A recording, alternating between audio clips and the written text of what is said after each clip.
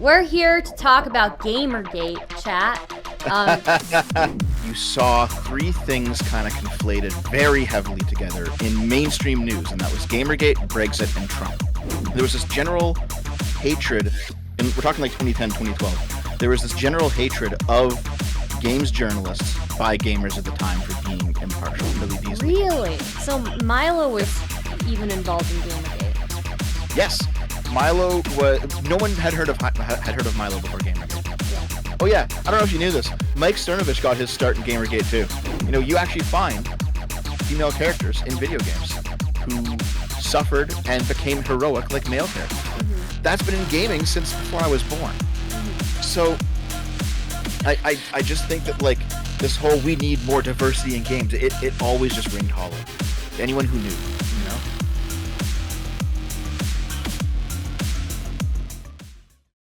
We're here to talk about Gamergate, chat. Dev is going to educate me on Gamergate. Now, I've already looked at some of the stuff around it. Oh my god, why do I have Nikocado Avocado's ass on my God, Jesus Christ. I did some reading about it. So like I have the timeline of Gamergate, you know, pulled up. I've been kind of going through that. But I guess, yeah, you're going to educate me on Gamergate. So, God, the ancient lore of Gamergate. It's been like 10 fucking years. Yeah. Sorry, go ahead. No, go ahead. So it all started with this Zoe Quinn, this post about Zoe Quinn, right? Did you read the post? I think it's still up. Yeah, I read some of it. I didn't read the entire thing. But basically her ex is accusing her of cheating, right?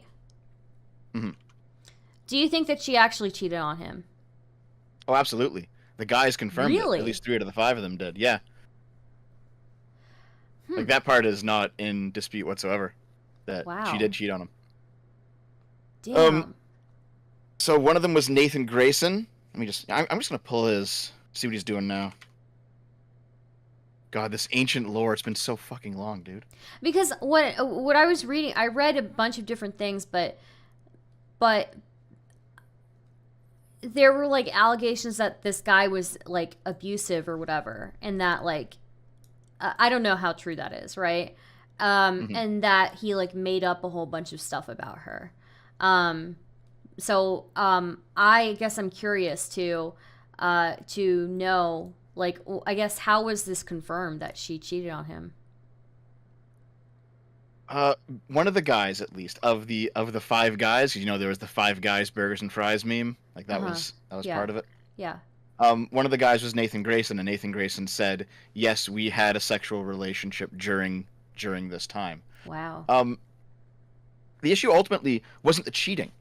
Yeah. Actually, you know what? Here, before we get into it, you should give me your view of Gamergate, like what you've learned about it, what you think of it. You should hit me with the Stardust interpretation first. I know very little about it. I'm going to be real with you. I know very little about it. I know that basically this post came out about Zoe Quinn. I know that it was less about the cheating and more about the incestuous relationship that game reporters have with each other and with game developers, and it was kind of like talking about the corruption, or not corruption, but like you know, just the I guess the weirdness of that industry. And I know that basically in response to this post being made about Zoe Quinn, a bunch of I think it was reporters spoke out against it. Am I correct? Yes. Okay. And because they spoke out against it, like the majority of like the gaming world didn't really care about the post initially. But because they spoke out against it, it drew more attention to it, and then more of the gaming world kind of caught on to it, and it became a bigger thing. And then there were like some harassment campaigns that happened, and everything from that point on, I'm a little bit yeah, I don't know a whole lot beyond that point. So Right. So, you're already a far-right fascist for even bringing up the ethics part of the conversation, by the way. I hope you okay, know that. okay. By the You've, way, I'm you, sorry. you're, Just one second. Wordsmith Andy, thank you so much for the super chat. Sorry, go ahead. no problem.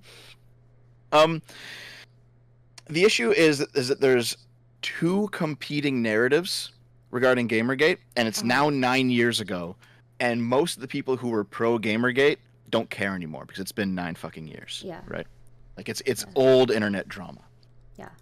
If you go to Wikipedia, you can see the anti-Gamergate description of events, and from their point of view, it's pretty accurate.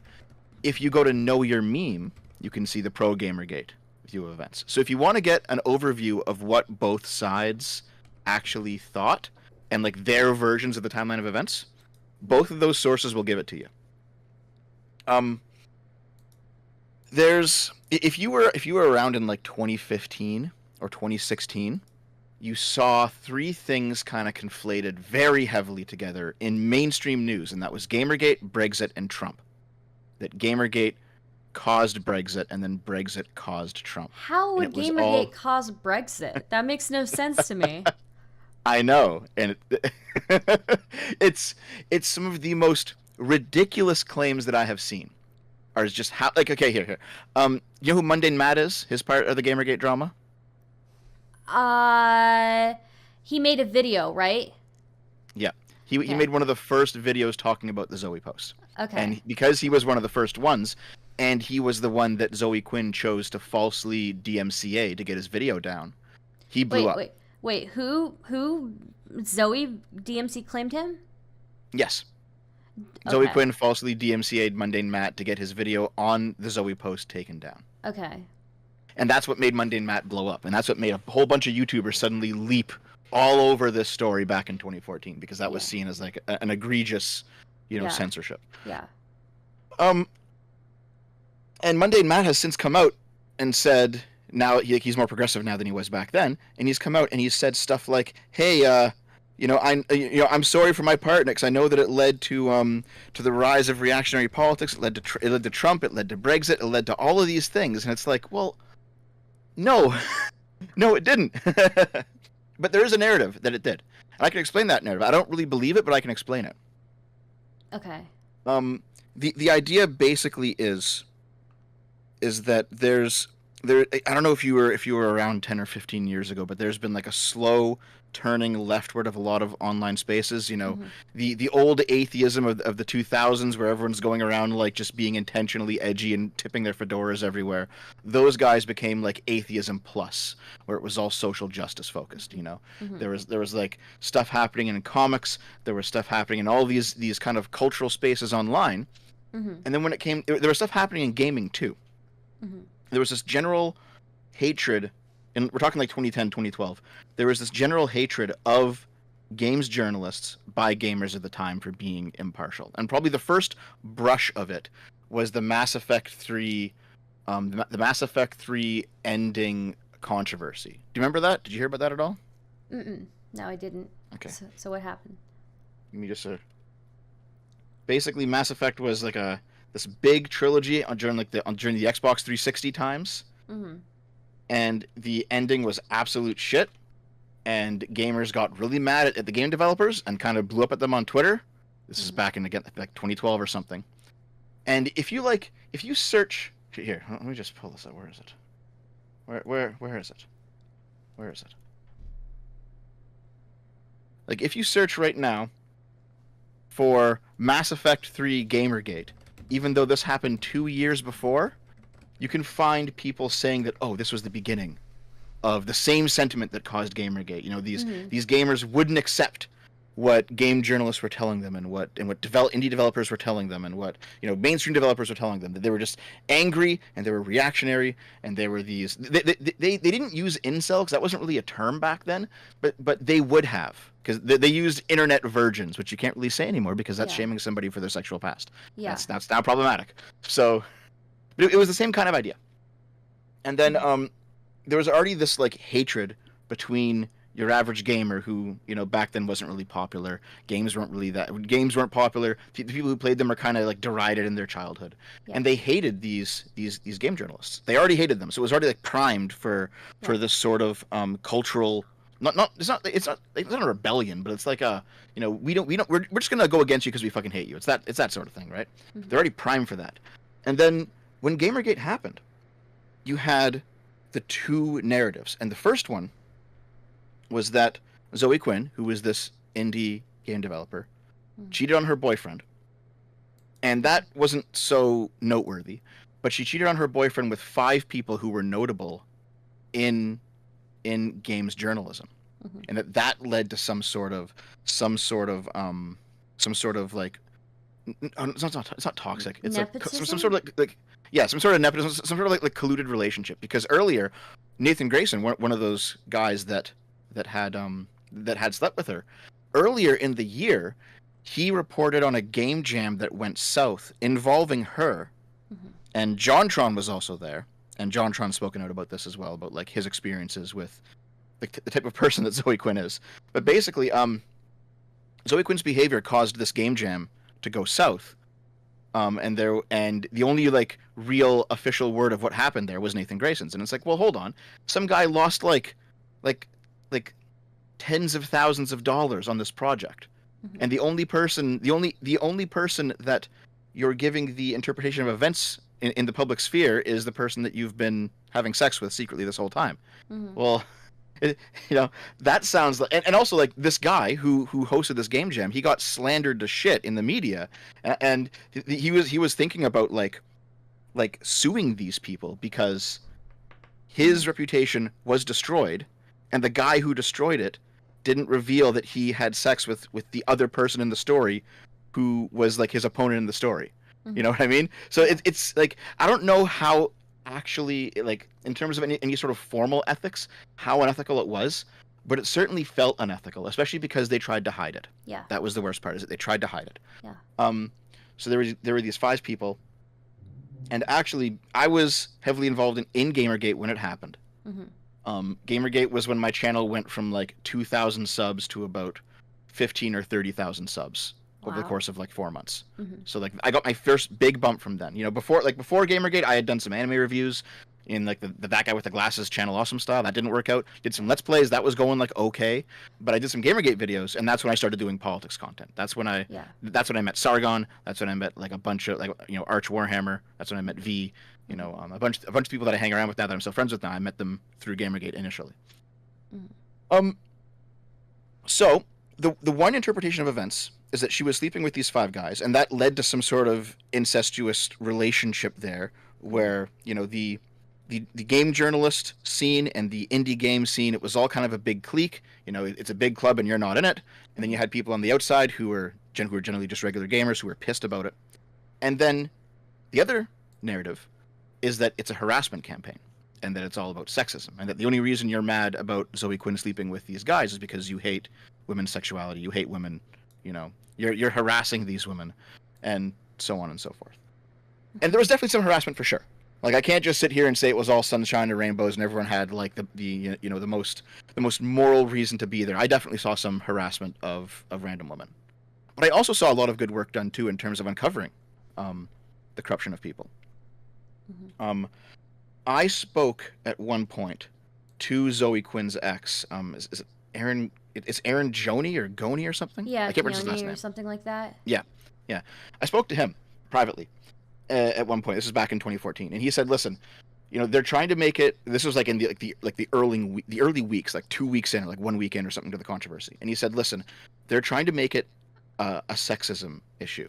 Mm-hmm. They're probably going to succeed in making it a story about sexism because they have the institutional power. They have the outlets. They have when big, let's say something like CNN or Forbes or whoever, like these bigger outlets, when they report on like a small hobby like gaming or any other hobby, they go to the enthusiast press. So CNN will actually say, what is Kotaku saying? Even though Kotaku is a shit rag, they are the main enthusiast press. They will at least see what other journalists are saying in that smaller press when they report on something that makes it big. Yeah. So Aaron basically said they're probably going to succeed in making it all about sexism. But what you need to do is ignore, like, there are people out there who are talking about how much of a slut Zoe is. That's not the issue here. The issue is that you need to look at what these people are actually doing. Mm-hmm. And my biggest contribution to Gamergate personally, and I, it was the. It sounds weird. It sounds weird to say. It sounds like I'm really blowing myself up here. It wasn't that big of a deal, but it sounds like it. Was basically ending Phil Fish's career. Uh-huh. And that event had nothing to do with sexism whatsoever. There weren't even any women involved in that event. Yeah. Basically what happened, what I did, this was my big contribution. Like, other people did other things, Internet Aristocrat, Mr. Medica, he was digging up stuff, Sargon was digging up stuff. What me and my friends dug up was that early in Gamergate, somebody at Phil Fish's company, Polytron, leaked their financial documents to 4chan. All their internal financial documents. It's probably very illegal to actually have a copy of these because they're considered classified. But I got a copy of them. And there was 3 of us on the channel at the time, and we kind of sat down and we looked through them. And we discovered in the financial documents that a bunch of people who had invested in Polytron, so they had some people put up like $5,000, some people put up $10,000, $20,000. People put up these chunks of money to own parts of Polytron. These same people, they were also judges at the Independent Games Festival. And they were judges when the Polytron's only game, Fez, won awards during 2 different years. The whole idea of the IGF, the rules are basically, listen, you put forward a game for awards, you can win, Game of the Year, you can win Best Sound Design, Best Control, Best Graphics, whatever. You have all the awards, right? But you can only put forward a game once. You put it forward when the game launches, and Fez launched in 2012. But it won Best Sound Design in 2008, and it won a few other awards in 2008 as well, and then it won Game of the Year in 2012. Back in 2012, they said, listen, it's completely fine that it won 2 sets of awards because we consider Fez's demo to be a different game than Fez itself. That was the only game that the IGF ever did that for. No one ever understood why. But then we realized 2 years later during Gamergate, after we got a hold of the financial documents, that the judges, the people at the IGF, were the same people who invested in the company that put out Fez. And so they stood to profit from increased valuation of the company. Yeah. So I put this into a video. We edited it together. We put it out.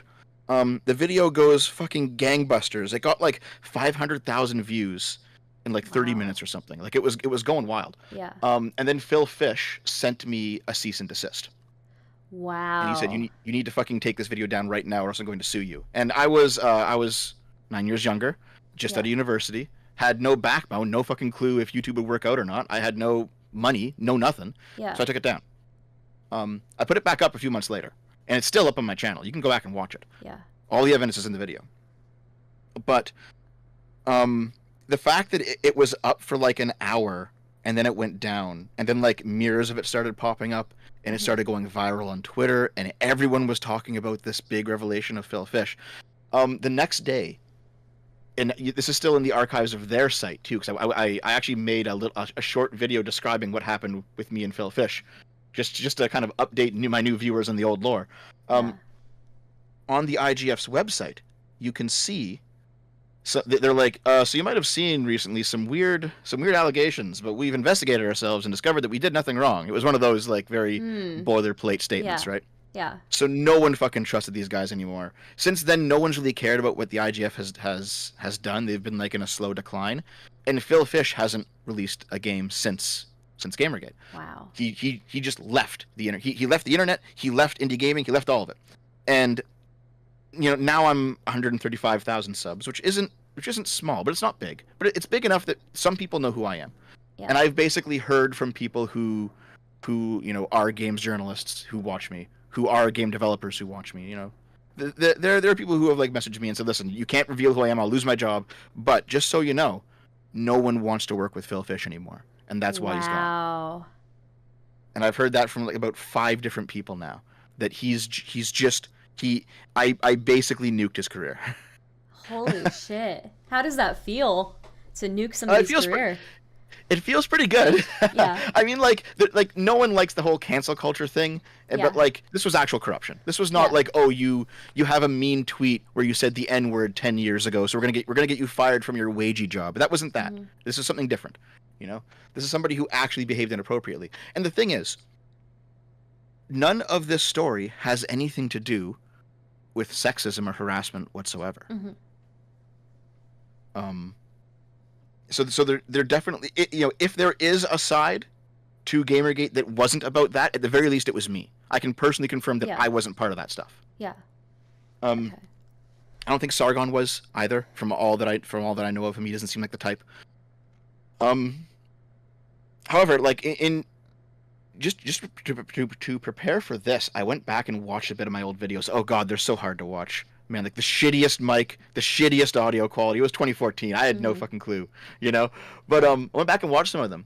And even like in my second Gamergate video, I was like, listen, I have seen some harassment. You guys got to cut this shit out, all right? We're trying to discover that these people are actually really fucking corrupt. You got to cut this out. So even back then, I was a bit of a don't harass people kind of cuck. You know what I mean? Yeah. Interesting. So that's what I did. Yeah. That's what I did personally. But in terms of Gamergate as a whole, man, there's so much like old lore. I was talking to Chud Logic about this in private a few days ago. He wanted to try and arrange a conversation between me and Brianna Wu, because she was very like anti-Gamergate, like one of the most vocal anti-Gamergate people. And I'm like, you can do that, Chud, but I have old evidence from back in the day that Brianna Wu faked her own harassment. I've been sitting on it for 9 fucking years, Chud. We can do this if you want, but it's not going to end well for her. Wow. Yeah. Let's see if I can dig it up for you if you want to see it. Hold on. Yeah. Let me go into the Chud DMs real quick. And so I don't know if that conversation's going to happen or not. Yeah. Holy moly. Let's see here. I'm going to scroll up. Chud and I talk a fair amount, so it's kind of deep in the DMs now. Yeah. And it seems like the reputation of these gaming like journalism sites and platforms or whatever haven't really improved. Like for the most part, everybody still thinks that Kotaku is shit. Everybody still thinks that it just seems like for the most part people still don't trust these like reporters. So yeah, well, the issue is they never like came out and apologized. yeah, I remember Medicare saying like a week or two in that if they just said, listen, yeah, we fucked up, we're sorry, we won't do it again, I think everyone would have forgiven them. But they still haven't. They said it's about sexism. It's only about sexism. If you imply that it's about anything other than sexism, you're a sexist. So like, because that was there was just this hegemonic circling of the wagons where it's like this was the narrative. If you disagreed, you were a sexist, and then 2 years later it became racist, and 2 years later it became fascist. This is kind of where that whole radicalization of the Overton window started. Was I think that's what started was with Gamergate. I don't think that like Gamergate caused Trump or Brexit. I think that Gamergate started a slow media radicalization that contributed to those two events later. Yeah, and is now why we're living in like a media hellscape where people are getting canceled over 10-year-old tweets and fucking like everything is the most possible woke, and it's just ridiculous. Well, it makes sense that also that's the start of when people stop trusting like media, right? They stop trusting media, they stop trusting mainstream media, and for a good reason. And we can still see people are very skeptical of mainstream media today. So I think it very much is related. Yeah. Okay, regarding Brianna Wu, check this out. This is not something that's been doctored. You can find this all over the internet. This is old deep lore. Here, I just DM'd it to you. So pull that up and let me know what it looks like to you. It looks like a tweet. Yep. And chat can't see this. Chat can't see it? Should I show it to chat? Do you want me to show it to chat? Yeah, sure. Yeah, go ahead. Yeah, go ahead. All right, let me share it.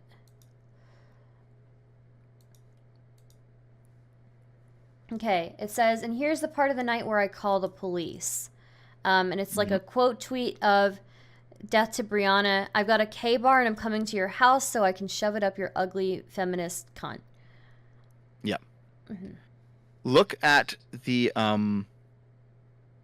when that other tweet was posted. So this was 19 seconds. 19 seconds earlier. Yeah. So, what are the chances that Brianna Wu saw this in 19 seconds and then tweeted about it? I don't know. what are the odds? It seems a bit more likely that maybe this might be her sock account. Because to find a tweet in seconds was unheard of back in 2014. Yeah, it took several minutes to push those out. Yeah, and she must have been getting a lot of must have been getting a lot of notifications as well back then, right? Yeah. Yeah. But even that is let's see, that's a bit less that's a bit less ironclad because maybe she did actually see it in 19 seconds. Who knows, right? Who knows? But notice in that tweet, that's her old name, Space Cat Gal. That was like the name of her game company back before when she was making games. Yeah.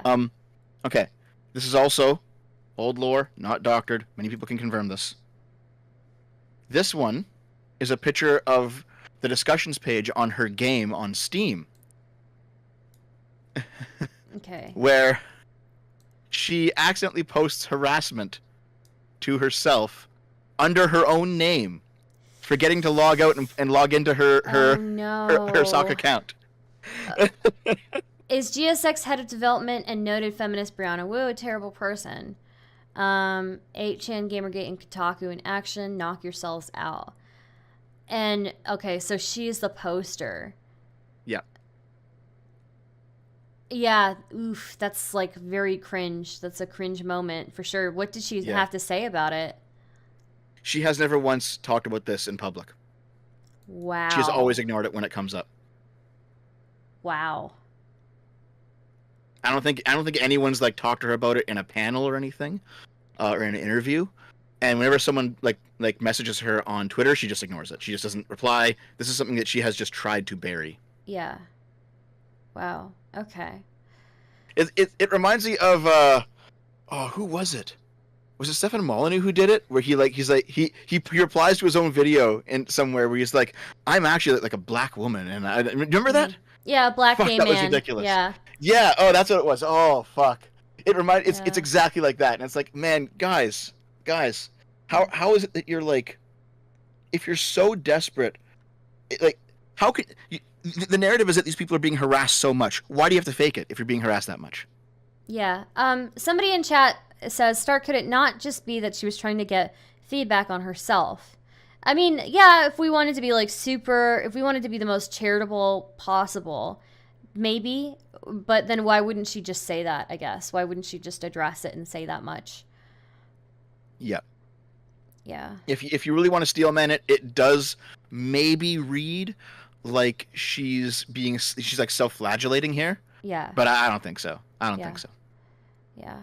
Okay. Yeah. And the fact that she wouldn't talk about it later. Yeah. Yeah. No, I mean, yeah, it's easy to just be like, yeah, I was looking for feedback on myself, or I was feeling, a certain type of way or something like that. Wow. Yep. I was in a depressive spiral or something. Mm-hmm. But nope. She just ignores it. And she has for 9 years now, so. Yeah. So yeah, that's the Brianna Wu stuff. Shit, there's something else I wanted to bring up. What were we talking about right before Brianna Wu? Do you remember? We were talking about how you ended Phil Fish's career. Phil Fish's career. Yeah. I mean, I put up like a TikTok. It's like 2 minutes long that kind of describes the whole thing. But you already heard me describe it. It just shows a few screenshots of what happened. Mm-hmm. It's not a big deal. Shit. Oh, yes. Do you remember the gamers are dead part of it? I don't. Okay, let me just... Here. Okay. I'm going to the Know Your Meme page. Here, I'll link this to you just so you could read it later if you like, because the Know Your Meme page and the Wikipedia page are good for the two sides. Okay. Let's see. Hold on, let me just... Control F it. Oops. Oh, it's not here. It doesn't matter. This is another one of those images you can just find just by searching "gamers are dead." It's... Yep, here it is. Oh, come on. Why is it like 300 pixels wide? Guys. Give me the original. Hold on. Hold on just a second. Okay. Yeah. So this happened about 1 week after the Zoe Post dropped. Okay? Here, I'm going to give you this image here. So this happened about 1 week after the Zoe Post dropped, and there was this huge, consumer backlash. All of these gaming sites put forward articles saying gamers are dead. Gamers are over. It's the end of the gamer. Gaming is leaving gamers behind. The identity of gamer is done, is gone. That's it. All right? And they all came out like within an hour of each other. Yeah. And so Total Biscuit, who I think he was still alive at the time. He didn't die till I think 2017, right? Total Biscuit, he said he famously said on Twitter, "I've never seen anything like this. I've never seen anything like this level of coordination or collaboration." And all of these articles talked about how Anita Sarkeesian was getting harassment due to this, how Brianna Wu was getting harassment due to this, how the path forward for progress in the games industry was for journalists and independent game developers to no longer consider gamers to be their audience. And let's say you have a group of people who are, they're pretty socially not that well adjusted. They're kind of maligned, they're kind of nerdy, and and the only thing they really have as in terms of a collective identity is gamer, as incel-y as that sounds. When you have the enthusiast press attacking them like this, it doesn't go over well. This got a lot of people angry. People were very, very angry when this happened. Yeah. It looks sus. It just looks so I mean, not even sus. It just looks like, conclusive that all of these people are coordinated, essentially. So there's no doubt about it. Yeah. And then it came out 3 or 4 months later. There was a game journalist named Billy D, who ran a website called One Angry Gamer. He was part of a Google group called Game Journal Pros, where it turned out that they were all in there discussing what articles to publish, what political opinions were safe to put forward, what you should publish on your website, what you shouldn't publish on your website, and they were all colluding it. Billy D gave the information to Milo. Milo published it on Breitbart, and that was Milo's big his first big breakaway. He took off because of publishing Billy D's leak. Really? So Milo was even involved in Gamergate? Yes. Milo was. No one had heard of Milo before Gamergate. Yeah. Milo was where he blew up. Gamergate was where Milo blew up. Okay. Wow. There you go. I'm gonna try to find the Game Journal Pros.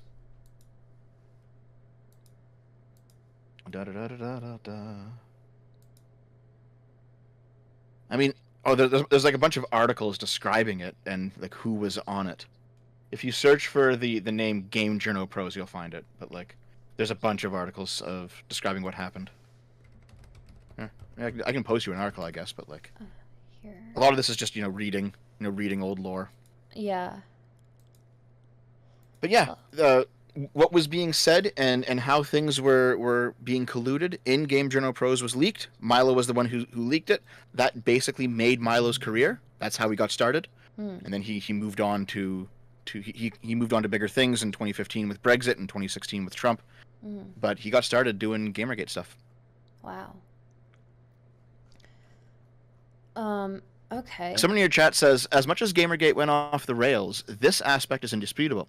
They instigated a reaction and then cited the reaction to justify the instigation. Yeah, that sounds pretty similar to what happened. That like a lot of the gamers like just blew up, and a lot of them went overboard during Gamergate.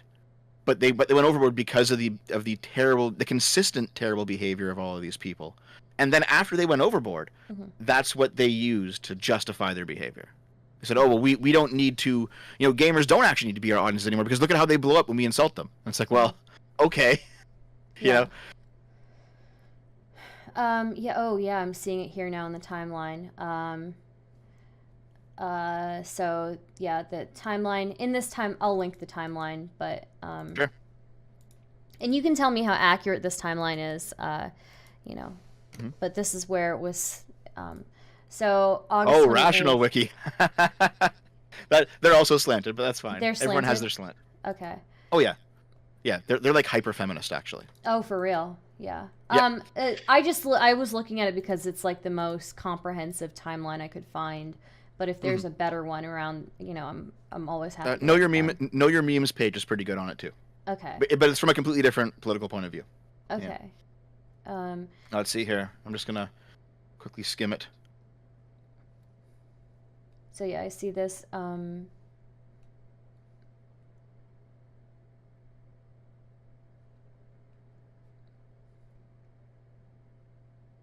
Right, Mundane Matt publishes the Zoe Post on August 16th. Yep.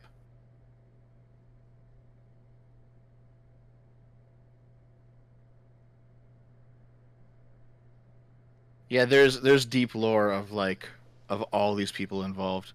Man, so there's somebody that Zoe Quinn drove to suicide, completely unrelated to Gamergate. All of these people have a history that can serve as its own video, independent from what Really? they've done with Gamergate. Yeah, somebody in chat was mentioning that. Alec Holoka? Yeah, did he make Night in the Woods? Hold on. Yeah, Alec Holowaka, Canadian game developer. Yeah, Night in Killed the Woods. himself. Yeah, Wow. he killed himself October 2019. And how did that happen? Like, why do people say that she contributed to that? Basically, Zoe made false rape allegations against him and destroyed his career. And he was already prone to depressive bouts. I haven't looked at that story in a long time. I have to go back and actually look at that one because it wasn't related to Gamergate. It was its own thing. There was a lot of weird deep lore. If the precursor to Kiwi Farms that existed back then, because this was before Kiwi Farms, I think. They were digging around Zoe Quinn's family, and they found her original name because that's not her original name. They discovered that her father comes from old European money, and her boyfriend at the time was this guy who was the son of an arms dealer. There was a bunch of weird shit that people found, and it was all really interesting and kind of fun and exciting to be oh my god, we're discovering the secrets of these people who. Of these hipsters who they're almost discovering the secrets of the upper class, you know what I mean? Of these people who have a lot of money, they're traveling around, they're going to different countries, they're going to all these events. There's an excitement part to it where you're uncovering these weird secrets. Why is it that this hyper socialist guy, he comes from old money and his dad's selling weapons to Israel, holy shit. Stories like that kept coming about everyone. But that was all fun side stuff that contributed to the character of these people, but the actual Gamergate conversation itself was the game journalists and the independent developers who collaborate, who agree to set narratives where money's changing hands sometimes, and then on the flip side, it was the harassment that these people received. Some of it legitimate, some of it illegitimate.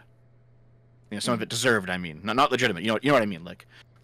Deserved because they had behaved poorly. Some of it not deserved because they were people were just going crazy. Yeah. So wait, how did the timeline? I want to see. Yeah, how did Brianna Wu contribute to stuff? Because when I looked at this Alec Holoka, it says he was accused of physical and emotional abuse by Zoe Quinn.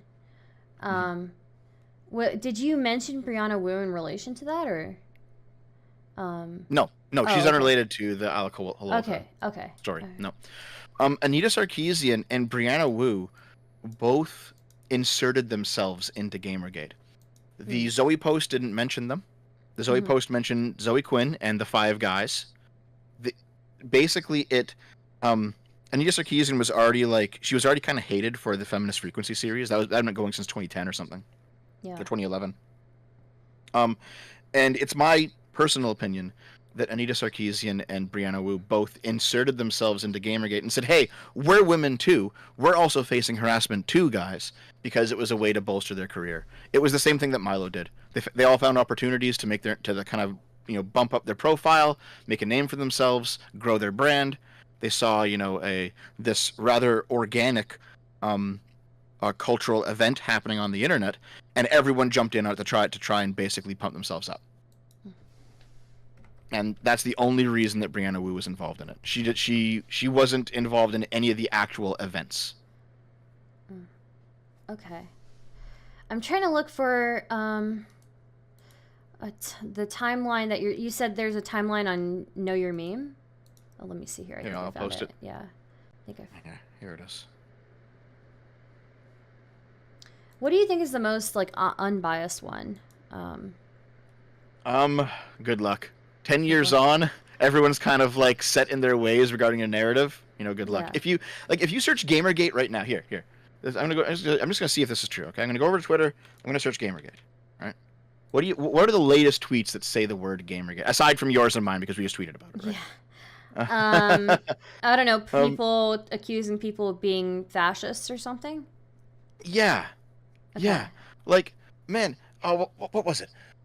Hassan recently said that because the developer of the Atomic Heart video game didn't have any like left-leaning woke people, social justicey people on the development team, and it was all like a bunch of kind of nerdy guys, Hassan said this was a Gamergate developer. And I'm like, are you fucking kidding me? Yeah. Is that what Gamergate is now? Here, let's see if I can find that one. Oh, dude, Hassan's hilarious. He's like the gift that keeps on giving when it comes to terrible takes. Yeah. Certainly is. Yeah, I can't believe like the amount of terrible takes that one person can have. Let's see here. What do you think about this? So when I was looking through the RationalWiki, it said that somewhere in it says that the Zoe Quinn post was debunked by. Was it? Let's see. Debunked by Gioni himself. Let's see. I'm doing the Control F for debunked and see what we get. Let's see. According to IRC logs, the Zoe post was later edited by Aaron. The original accusations were later debunked by himself. Let's see what this debunking is. Zoe Quinn. Aaron clarifies the Zoe Quinn Nathan Grayson timeline. Let's see what the debunking is. I'm going to read this.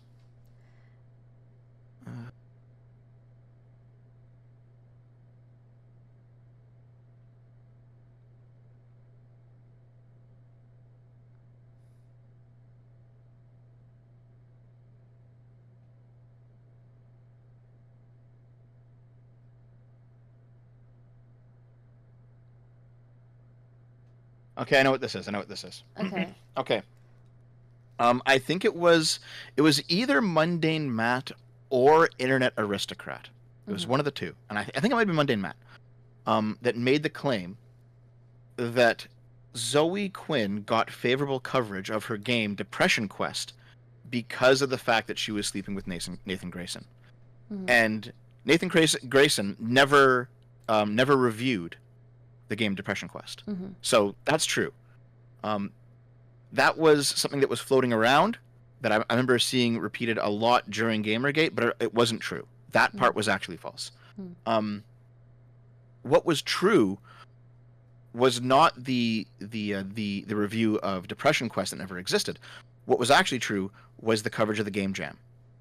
The Game Jam coverage was the actual thing that Nathan Grayson reported on after he had slept with Zoe Quinn, and Zoe Quinn was one of the principals in the story, and he had every reason to basically make the story look good for Zoe because Zoe faced potential legal action if it looked like she had intentionally tanked the Game Jam because she had her own Game Jam coming up soon, which she did. Yeah. Okay. Do you know what a Game Jam is? I don't know what a Game Jam is, no. Okay, a Game Jam is a tournament where you get together a bunch of people and you sit them down in a room for like 24 hours or 48 hours or whatever, and you say, make a game. Make a game really quick, all right? And it's like televised. Okay. And it's like, yes. Yeah, I do know what this is. Okay. Yeah. So Zoe Quinn was invited to one, and she had her own competing one lined up. Yeah. And there's reports that she intentionally tanked the one she was inviting on to get more eyes on hers. and the only person who reported on the event was the guy she was fucking. That's where the collusion is. It has nothing to do with reviewing Zoe's games. So how did she intentionally tank the game jam, the competing one? I'd have to go back and see. That's some deep lore. I don't remember exactly what it was, but I remember that she somehow intentionally tanked it, and I had a chance to. Hold on. Fuck it. Fuck it. I had a chance to ask JonTron at one point, who was part of the game jam, like, did she actually intentionally tank it? And he was like, yeah. And he confirmed it to me personally. Wow. So I tend to believe it. But in terms of how she tanked the game jam, I have to go look that up. It was the centerpiece of one of Internet Aristocrat's old videos, but I can't remember the details. Okay. I'll have to take a look at that. Yeah. There's just so much. There's so much deep lore in this that, like, I feel like, you know, I'm doing this interview with Brianna in a few days. So show her the proof, Stardust. Burn the bridge. We'll see. You know, I'm going to try and approach it as unbiased as possible, right? But obviously, if there are things here that I can ask her about, definitely I'm going to ask her about them.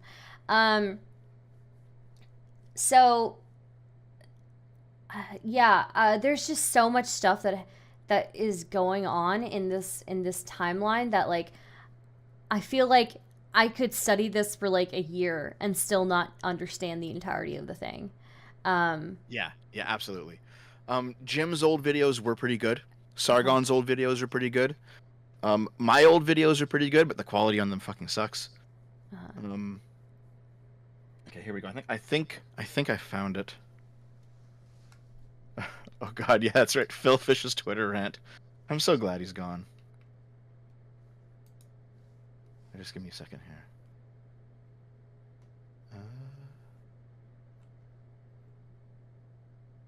Let's see. Jam.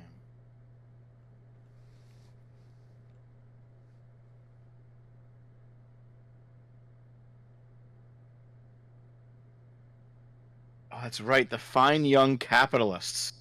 Mm-hmm. Do you remember? Did you hear about them? That was part of the story. I know that it's in the timeline. The fine young capitalists are in the timeline. Here's they were the ones that I think that they tanked the game jam of. This was their story that they posted on Reddit. Okay, let me pull that one up now. Oh, I see it here, and okay. Right.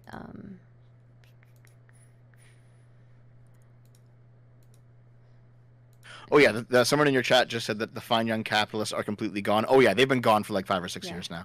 They just left because, fuck. Yeah. So, if you don't mind, I'm going to read this to the chat. It says, she fucking doxed me, ruined a production for women, refused to contact us, and is currently taking money for a game jam with no start date, no location, and no judges. Okay, here is my story. We ran a group that literally said, any woman come up with an idea for a video game, we'll give you concept art so you can pitch your game, and we'll put all the pitches online.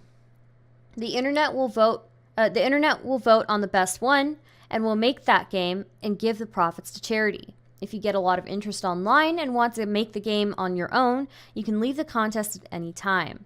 Literally everyone that was in the top 5 didn't have programming experience, so they couldn't make their game on their own. She was like, why do you expect women to work for free and make games? We said, well, they get 8% of the money as royalties, and they just have to give an idea. Other people will make the game, and the profits go to charity. Doesn't matter, it's oppressive. She started a fucking Twitter storm, crashed our website, got my personal information doxed, got us banned from Twitter. We email reporter what's up, and they're like, if Zoe says it's oppressive, it must be true. Maybe you should give her money for Rebel Jam, which has no start date, location, or any other information, but totally isn't a scam.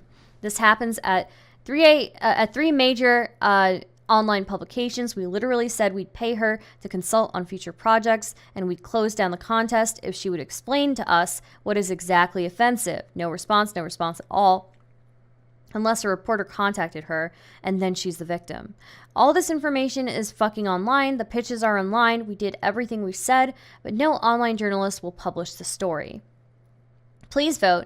Even if we don't raise enough money, if show there's enough of a interest, we can get the winner a grant to make their game. I am literally making no money on this contest. I just wanted to focus on something other than women being oppressed. I wanted to show that they made good games, and everyone said that's not what women in games want to talk about.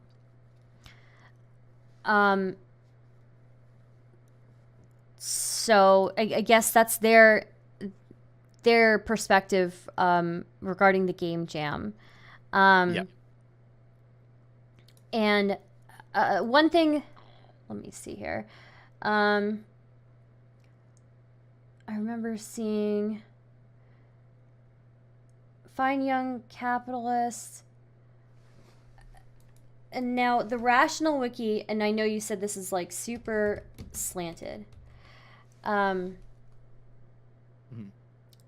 It says here, Matthew Rappard claims on Reddit that Zoe Quinn sabotaged their game jam and doxed him without providing any proof. The claims he made under his username by Silly Slater were deleted and or edited later on. His accusation seems to be based on a conversation with Zoe Quinn from March compiled by Metroid Composite that was apparently settled in private. The Fine Young Capitalist... I'm going to pull that up too and take a look. Yeah, and then on August 29th, Fine Young Capitalists backpedal on their claims. Let's see. I'm just trying to be as thorough as possible. Sorry. Nope, makes sense. I'm also, this is all also like old lore for me too, so I don't, yeah. I have to like look at it to jog my memory. I'm pretty sure when, it's kind of strange. This is from an era before the trans stuff was like really center stage in the left. So a lot of the feminism of this era was kind of anti-trans, you know. They still held the opinion that like trans women were male infiltrators that wanted to destroy feminism and stuff like that. The trans stuff didn't really come about till like 2017. So I think they dead name the main person involved in Fine Young Capitalists on this website. Because yeah, it says Matthew Rappard, and oh shit, I'm pretty sure. My bad. I'm pretty sure that's a girl. Yeah. Well, no, I mean I don't give a shit, but like it's just been up. It's been up for so long, and this is obviously like an old timeline, so like people haven't edited this in years. And back then, dead naming was not a big deal, right? No one cared. Yeah. It's just strange to see how like things have changed. Okay, let's see. The poll board gets behind funding the Fine Young Capitalist crowdfunding campaign. They call it Operation Chemo. The crowdfunding campaign of the Fine Young Capitalist gets closed. They blame it on Zoe Quinn without providing any proof.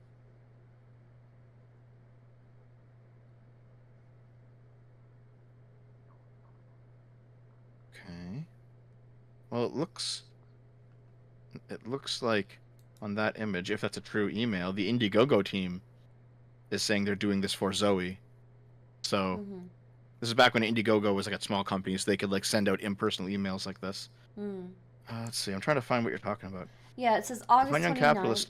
Yeah, backpedal right, on their okay. claims. Yeah, backpedal on their claim that Zoe Quinn doxed or hacked them. So that's... And I'm trying to read this, but... Lots of the links are broken and stuff in these old things, eh? Yeah, they are. Yeah. Oh, fucking Lego bus. Oh my god. I'm just like getting brainwaves, man. Oh, here it is. Zoe Quinn didn't understand this project. She decided to send some followers our way. One of them doxed me. One of them sent a death threat. Tons of them called me transphobic, and the majority of said the project was exploitative. It costed me money, a friend, and a sponsor. She fucked up. I've been treated worse. I rarely think about it anymore. My greatest sin seems to be not pretending it didn't happen. It happened. She didn't know what she was doing. Where is that exactly? It's I'm trying to find these pictures. Yeah. Oh, it's not a picture. The backpedal on their claims link works. And so it's from that. It happened she didn't know what she was doing. Apparently, she's not an omniscient god sent from heaven to purge the earth from heathen gamers. She's just some woman that wants to get people to make games.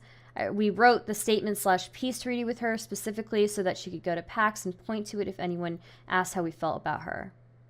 So they're saying that she directed followers our way and one of them doxed me, but she herself didn't dox me.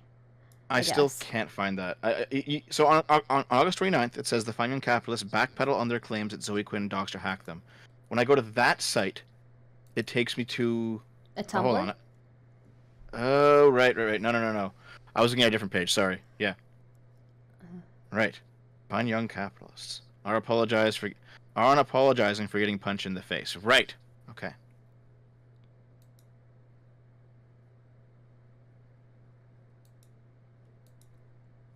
I remember this now, yeah. I remember this now. So, yep, Zoe Quinn showed up and apologized to them. And they kind of patched things up because this is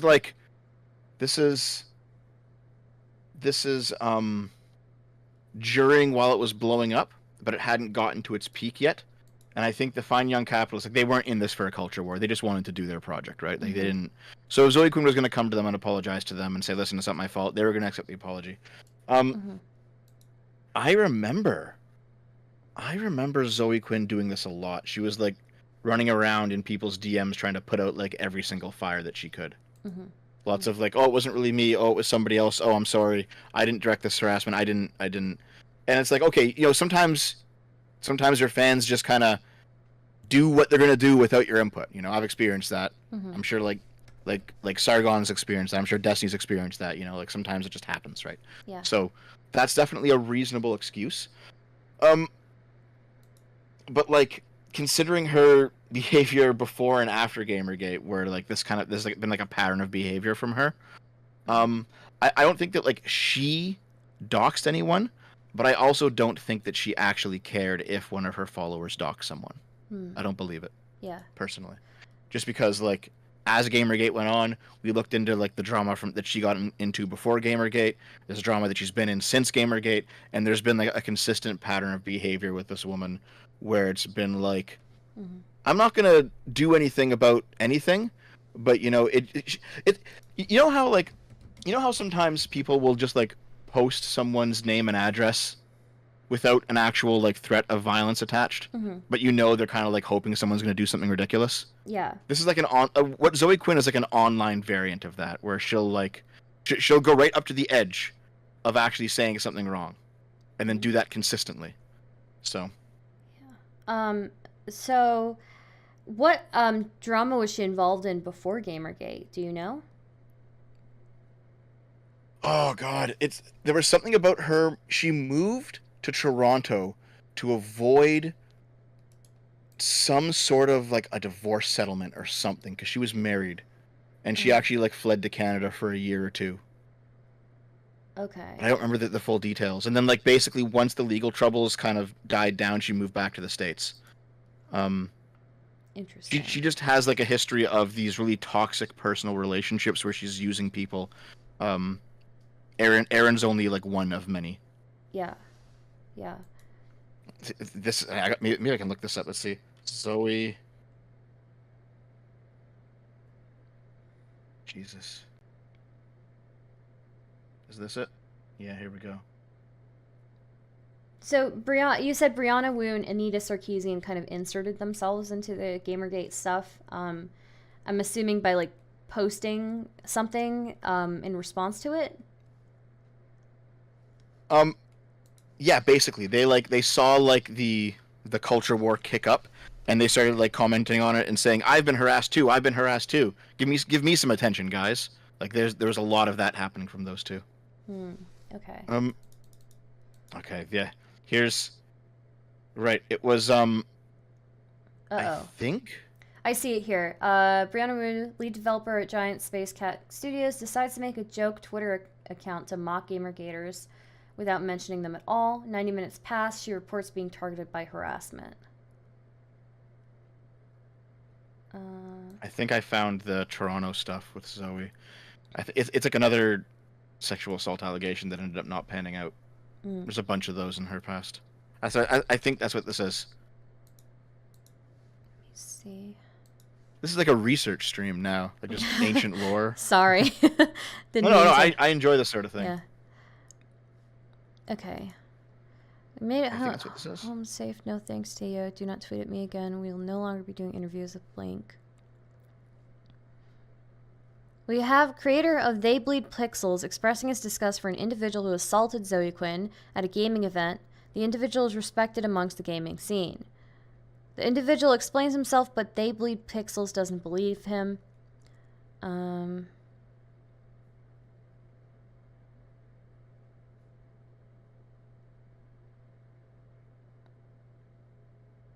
Yeah, it looks like the black text is like what's explaining what's Yeah. happening here, since a lot of it's been lost to time. Yeah. Let's see here. So then this Miguel says, drunk isn't an excuse for behavior. I was stone cold sober. I saw how you acted and what you did. Now please leave me alone. Blink asking help usually requires you to say things rather than silently brooding. Also doesn't require you to grab and injure Zoe. And then this explanation text says, Jesus, that's fucked up. What would compel someone to act that way? Brooding silently and then continuing to grab at Zoe's arm. Weird. Which I assume is like sarcastic. Miguel says, oh, awesome. Now he's giving my number out to his friends so that they can try and harass me too. Thanks, asshole.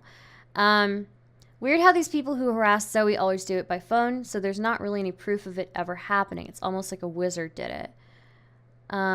It's okay means Blink is sorry he got drunk and assaulted Zoe. We can forgive him because he's a dude-centric. He's in a dude-centric biz, right? What does this even mean? This is how much he's prepared to defend Zoe and extrapolate the night's events for the cause. I think this is going to become an issue. As all local indie communities grow, we need to set a precedent. Not cool. The Bleed Pixels guy probably didn't realize how much Zoe was lying. His behavior is really what we'd want good people to do. They see what they believe to be a person being harassed, and they step in and help. Unfortunately, Zoe was using the night's events to spin this particular individual as a creep fuck. Really, he was a person Zoe was until recently involved with, counting on a friend for help. We also see here some of the rewards of white knighting. It's got to feel great to have people congratulate you just for being a good person, right?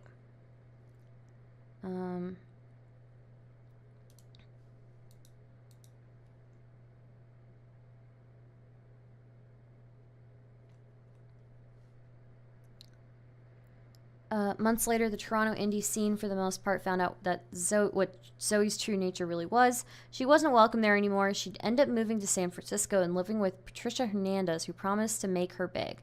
Zoe now views Patricia as a hack who never made good on her promise. Zoe and this individual had a brief fling. He wanted more, and Zoe didn't. They decided to break it off, but were still friends. They both attended the event, and when this individual got the news, he thought Zoe would still be a friend he could trust to, talk to, and have some support. He kept grabbing her arm, trying to beg her to just listen because he was probably disintegrating internally. Kind of a dick move to not just leave her alone, but he had been drinking and probably received some of the worst news of his life. Instead, Zoe used it as an opportunity to make him look like a creep. He got too close and actually wanted something meaningful, so she used this as a clean out. She said he was stalking and harassing her and essentially tried to ruin his reputation. He kept his distance from her since that night. Zoe would use this event as a so brave story about herself, saying her boss came onto her and dislocated her shoulder. She was never employed by him. Her shoulder was never dislocated. And days later, her friends saw her doing manual work with no discomfort. Okay, so this is what happened prior to Gamergate. Yeah, wow. And there is at least a couple other stories, but I mean, they're going to require digging up in the same thing. Yeah, wow. Another thing that happened was Not Your Shield. Did you hear about that? I did not hear about that. I'm so sorry. I'm making you explain everything. That's fine. there was a claim for a while that the only people involved in Gamergate were straight white men, and that's all it was. And in response, a shit ton of people post pictures of themselves saying that no, they were women and they were also pro Gamergate. Wow. They just weren't part of the, the game journo indie clique. They weren't in the club, This image went viral on September 2nd. I still remember like half of these girls because it's 10 years later. They've all kind of like gone their separate ways. I think Shoe on Head even posted one of these Not Your Shield images. Wow. Some of them have gone like far right. Some of them have gone far left. A few of them have left the internet entirely. Some of them just don't make content anymore. Yeah. But basically, a lot of these people, who were pro Gamergate weren't just straight white men. And there's a comic that you see sometimes where it's like a black woman who's gonna like explain something, and then a white woman like puts her hand over the black woman's mouth and says, "You're oppressed. Let me explain." Yeah. That came out of Not Your Shield. That was first drawn for Not Your Shield. Okay. Yeah. Okay. Interesting. There's also Milo falsely accusing Zoe Quinn of embezzling money from their game. And then accusing Anita Sarkeesian of lying about her police report. Milo falsely accuses embezzling money. What was this?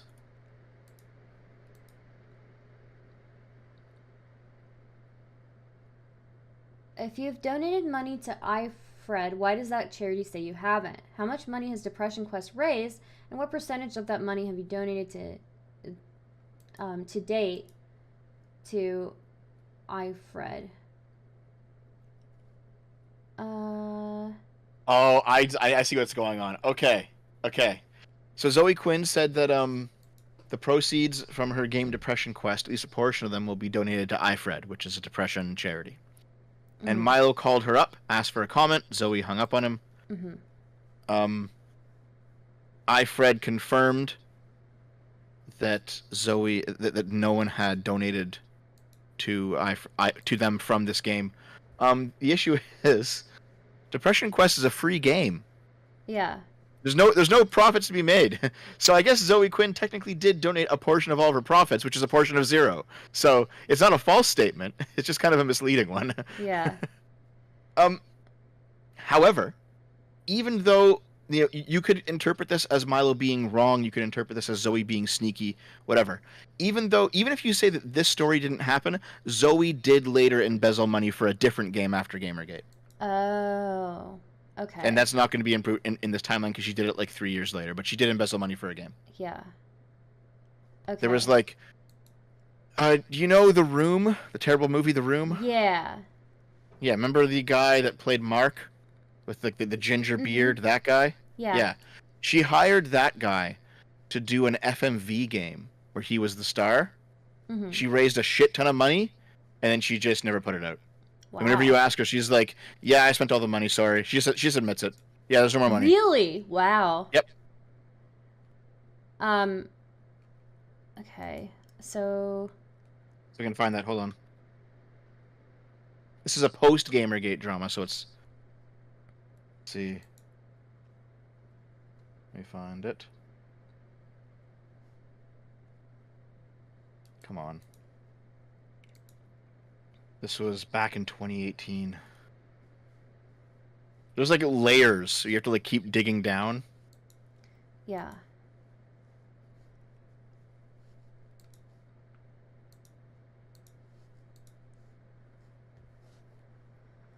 Zoe Quinn FMV game, no info since over 6 months. Come on. Zoe Quinn steals $85,000 from gullible Kickstarters. Give me something more concrete than just a forum post talking about it. Will this give us something?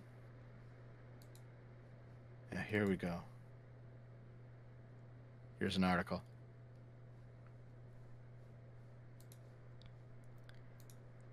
Kick scammed. Yep. They cover Kickstarter scams, which was obvious from the name, right? Yeah. Project Tingler kickstarted in the butt.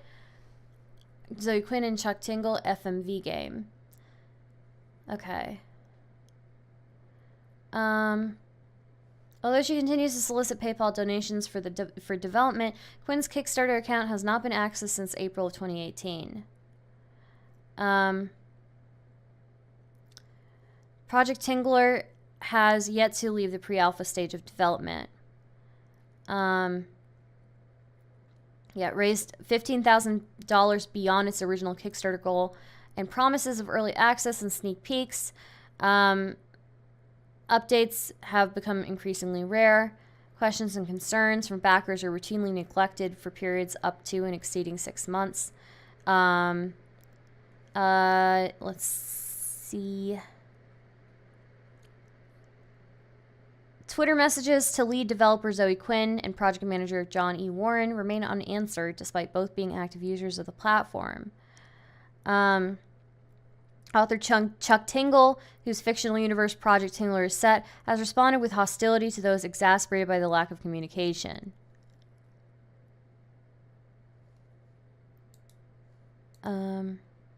Yep. TLDR is still working on it, just slower because I ran out of money a long time ago and had to get day jobs. Also, I have been working on ways to bring on some assistance with finishing it. Also, don't yell at Chuck about it. Shipping the game is on me. Okay, and then...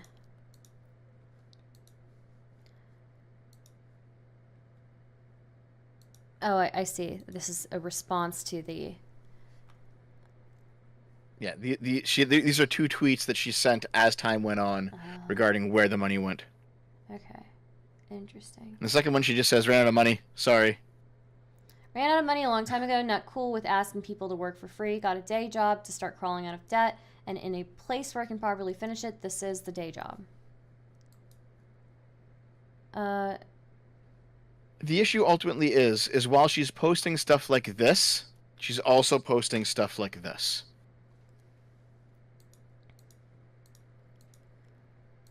And so people are saying, hey, we're donating all this money to you, and you're saying that you ran out of money to actually finish the game. Where are you getting the money to go on these trips? Yeah. And do these things? Time to stop being bitter about the people trying to sap my joy in bad faith and go back to appreciating the fact that I get to be too busy with making cool shit that I love to completely goof off in Tokyo. What an awesome problem I get to have. Just like the awesome problem of the Ryokan owner telling me she had to swap out the yukata in my room for the big booby yukata instead. Bless her. Okay. Yeah. Whoops. Most bizarre. Yeah, so basically it's been years and years and years. A bunch of money has just vanished. There seems to be no accountability. So wow. It's pretty clear where it went. This is like the where did all Keffels' money go, guys? It's kind of the same thing, you know? Yeah. Yeah. Wow. Okay. This is really good, going through like a clearly slanted timeline and getting your take on these things, since you have like a different perspective. Yeah. Yeah. Because it's Let's see. very clearly slanted. So Milo also accused Nia Sarkeesian of lying about a police report. I want to see what that link is.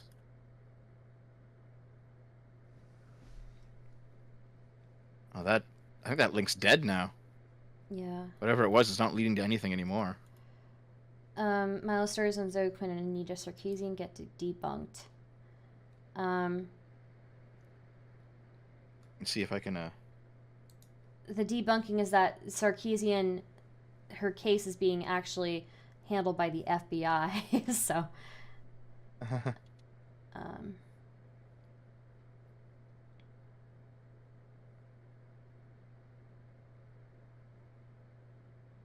Let's see. Okay, is this it? Yeah, because that link is dead, it looks like. So this is from during the initial days of Gamergate, where Anita claimed that she was driven out of her house by trolls posting, her address to her or something. It's...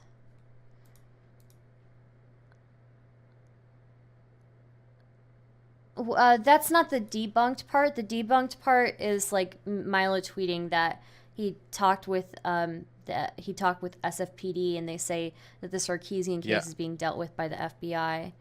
Yeah, Yeah. that's this image here, which is Milo and Mike Cernovich's old. Oh yeah, I don't know if you knew this. Mike Cernovich got his start in Gamergate too. Oh, really? Okay. Yep.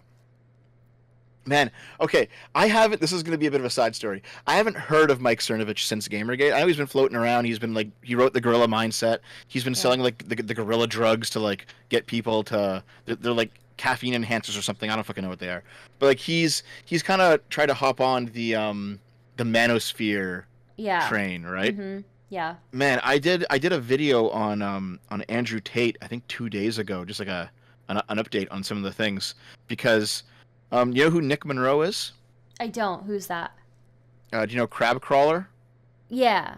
on Twitter? Yeah, I know Crab Crawler. That's his secret account. Don't tell anyone that's Nick Monroe.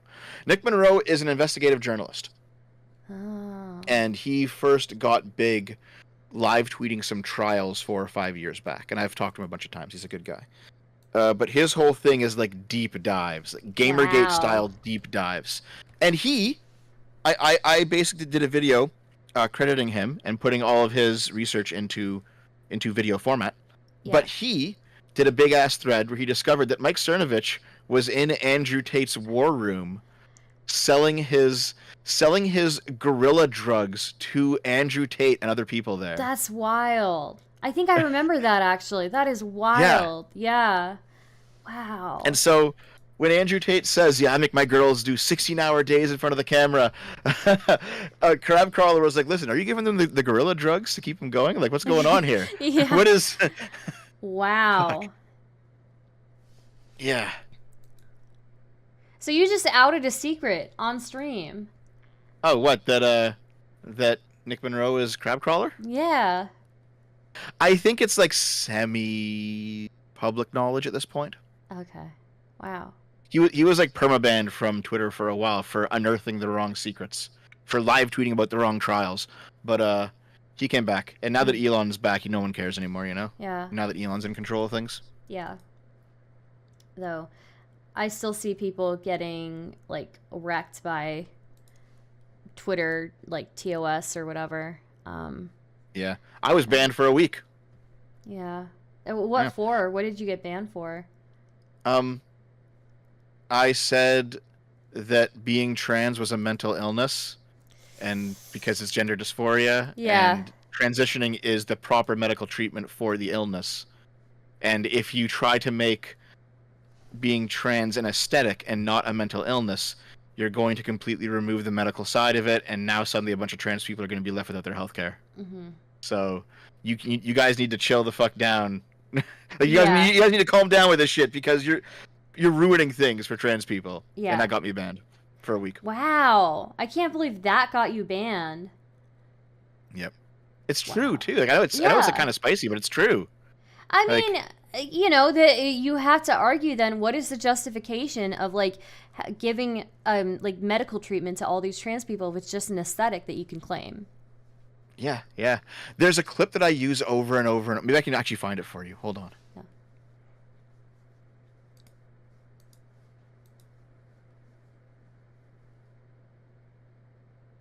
If I can't find it for you, I'll upload it. Okay. Because fuck, it's funny. Is this it? No, it's not it. Fuck. Come on, internet. Help me out.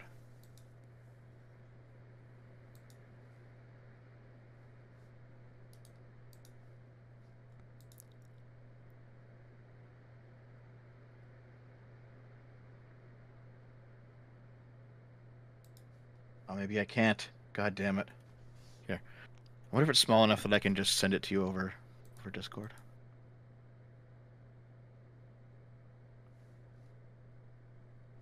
A lot of people tuned in for your Gamergate summary. It's wild. Ah, really? Yeah. What's the numbers looking like? There's like 155 on YouTube right now. Oh, nice. Hi, guys. What's up? Here, I'll upload it, like, privately. I'll set it to... I use this clip so much in my videos because it's so ridiculous. It's one of those stock clips I just keep around whenever I have to bring it up. Okay. Unlisted. This should be good. Everybody's saying hi, Dev, to you in the YouTube chat. Hello. I'm here for Dev. I'm a fan of him. Yeah, I'm a fan too. He's pretty cool. Oh, well, thank you. Nice to meet you, Sundance. Excuse me? What did you call me? Sundance? Is your name Sundance? It is not Sundance. Okay, watch this. Okay.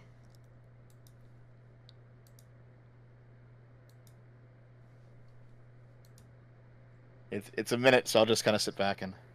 Okay. What would be the problem with dear gender? Can anybody tell me if there would be a problem with dear gender? Is there anybody who could even do this? There would be nothing wrong with dear gender. Do you want to know why there would be no problem with dear gender? Because gender is a category of self-identification that means what you want it to mean. And it means it means what you engage. It refers to how you engage socially and how you assert your own identity. So, yeah, it is fair to say that gender is essentially an aesthetic. There is nothing less valid about dear gender than there is about non-binary gender.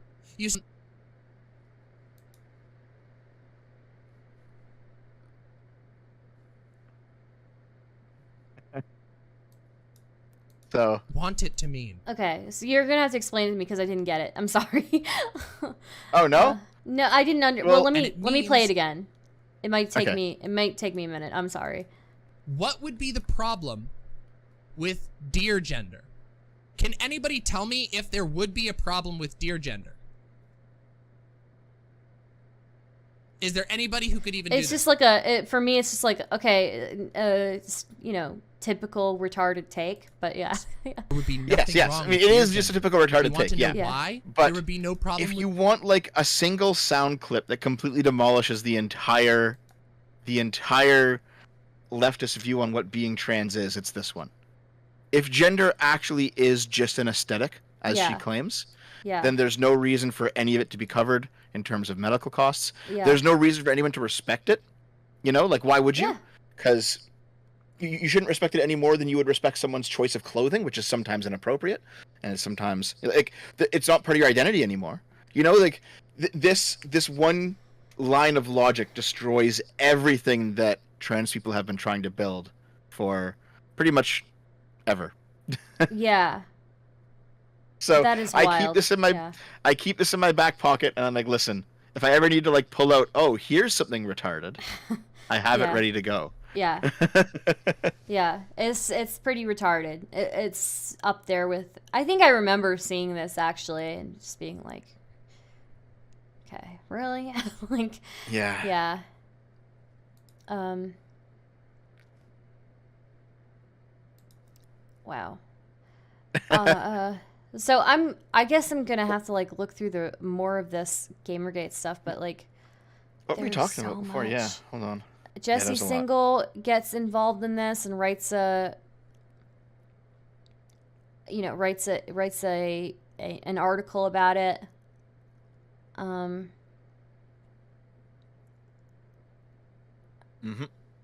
Mike Cernovich goes after Anil Dash in the name of Gamergate for no apparent reason. Dash has never written about Gamergate or video games, but has a history of Cernovich stalking him. What? Is that true? Let's see.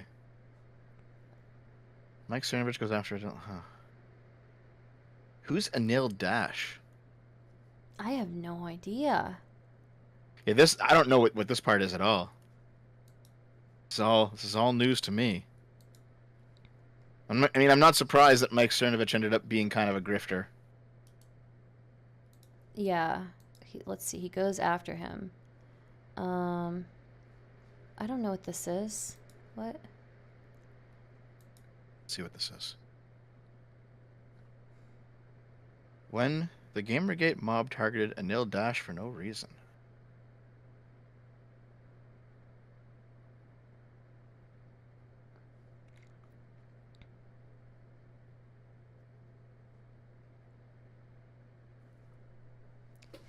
SJWs are bullies. I hate bullies. How do you handle a mob of bullies? You single them out one by one. Dox, dox, dox, dox, dox. If believing in the first... Yeah, sorry, go ahead. Someone in your chat quickly asked, isn't the Dear Gender weirdo on some sort of mod team for Twitch? No, there's actually two That's a different Dear Gender weirdos. Yeah, that's different Dear. Fucking hell. There's multiples of them, yes. There's a herd. Yeah. Well, there's two. I don't know if two makes a herd, but... Maybe. Yeah. If believing in the First Amendment and due process makes me a sociopath, then I'm guilty as charged. Aaron is a nice guy. I, on the other hand, am not so nice. I play a lot meaner than SJWs. Just wait till I issue subpoenas and start doxing. Holy shit, Mike Cernovich is like fucking unhinged in these tweets. Yeah. Back in the old days. No, this is a story that completely went by me. I have no clue that this happened.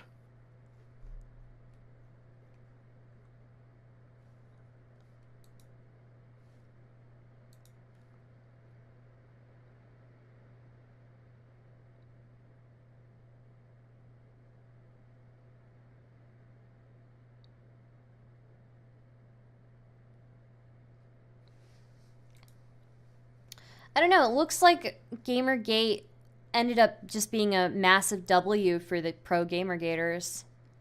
I mean, kind of not, because like if you look at the state of video game development right now, it's certainly more woke than it was back then, and they didn't want that. So I think a lot of them view it as like a massive loss. You know, none of the people that they discovered to be I guess with the exception of Phil Fish, none of the people that were discovered to have been doing anything wrong ever got punished for it. They never lost their jobs. They never lost their positions. They, in fact, got promotions, you know. Nathan Grayson moved on from Kotaku to the Washington Post, I think. Like, Stephen Toledo, I think he moved on to somewhere else, too. Like, basically, their careers kept going. Yeah. A few indie developers, like some of the worst people kind of had their careers collapse. Like, nobody pays attention to Zoe Quinn anymore. No one cares. Nobody pays attention to Nia Sarkeesian anymore. You know, like, her channel's dead. It gets like 100 views a video with like 1 million subs or something. Like, it's a dead channel. Brianna Wu, I think, is only relevant because she stopped doing game development and tried to run for office.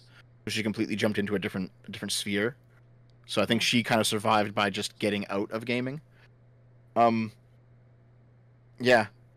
Like, if you pull up what gets promoted on, let's say, the latest Nintendo Direct or the latest Sony State of Play, what's pushed to the front of these the websites, what's pushed to the front of these news outlets, you know, it's all stuff that Gamergaters would have hated to see 10 years ago. So I don't think that they view it as a win. Really? Yeah. Yeah, I mean, I don't know. I feel like couldn't that just be like the natural progression of things as we get into a more like globalized and multicultural, you know, society? Like, things just naturally get more like that. Maybe it's not necessarily like a loss on Gamergate's side. Are you doing the whole Cthulhu swims left thing? I don't know what that is. Oh, hold on. Expression. Right. It's from Moldbug. Cthulhu may swim slowly, but he only swims left. You said Moldbug was based yesterday. I remember that comment. Well, okay, I only read a little bit of some of the stuff he was saying. Like, I'm not saying I said he had some base takes. I didn't say he himself was based, okay? So we should Stardust is going on the neo-reactionary arc, Oh, guys. God, it's gonna happen. It's gonna happen. The idea basically, you know what? I think a better way to. Okay, hold on. Robert on Quest. 3 Laws of Politics. Which law was it? Which one? What was the Nintendo Direct or Kotaku? Which one were you saying people would hate what they see? Hold on a second. Right. Any organization not explicitly right-wing sooner or later becomes left-wing. That's the underlying idea behind Cthulhu Swims Left. So basically, like, culture's always progressing leftward over time. It's not progressing rightward. I don't think that that's necessarily true, because the neoconservative win of Reagan and Thatcher in the 80s kind of proved that decisively wrong. You know, there were the flagging economies in the West of the 70s that were kind of bogged down by a lot of social spending, got revitalized by neoconservatism. So I don't think this is a true statement that things always moved left-leaning, but they've certainly moved left-leaning consistently in the past 30 years. And I think some people just don't like that. Well, yeah, I'm not trying to say that like things always have to move left leaning, but more of what I would be saying is like we live in a increasingly globalized society. Globalization is very widespread. Culture has been exported to a lot of different places, and we're a very multicultural society now as a whole. So like us being a multicultural society. Now, I don't know what, was it Kotaku you said that people would not like what's being shown on the front page or whatever? I think so, yes. Like, that's what gamers would not like if they went to, like, the front page of maybe even Steam. No, Steam is pretty impartial still. But like, if you go to the front page of Kotaku or Polygon, I think the games that are featured or the political slants that are pushed, people who were in Gamergate, if they could like see the future, they probably wouldn't like it. Yeah, I mean, I guess if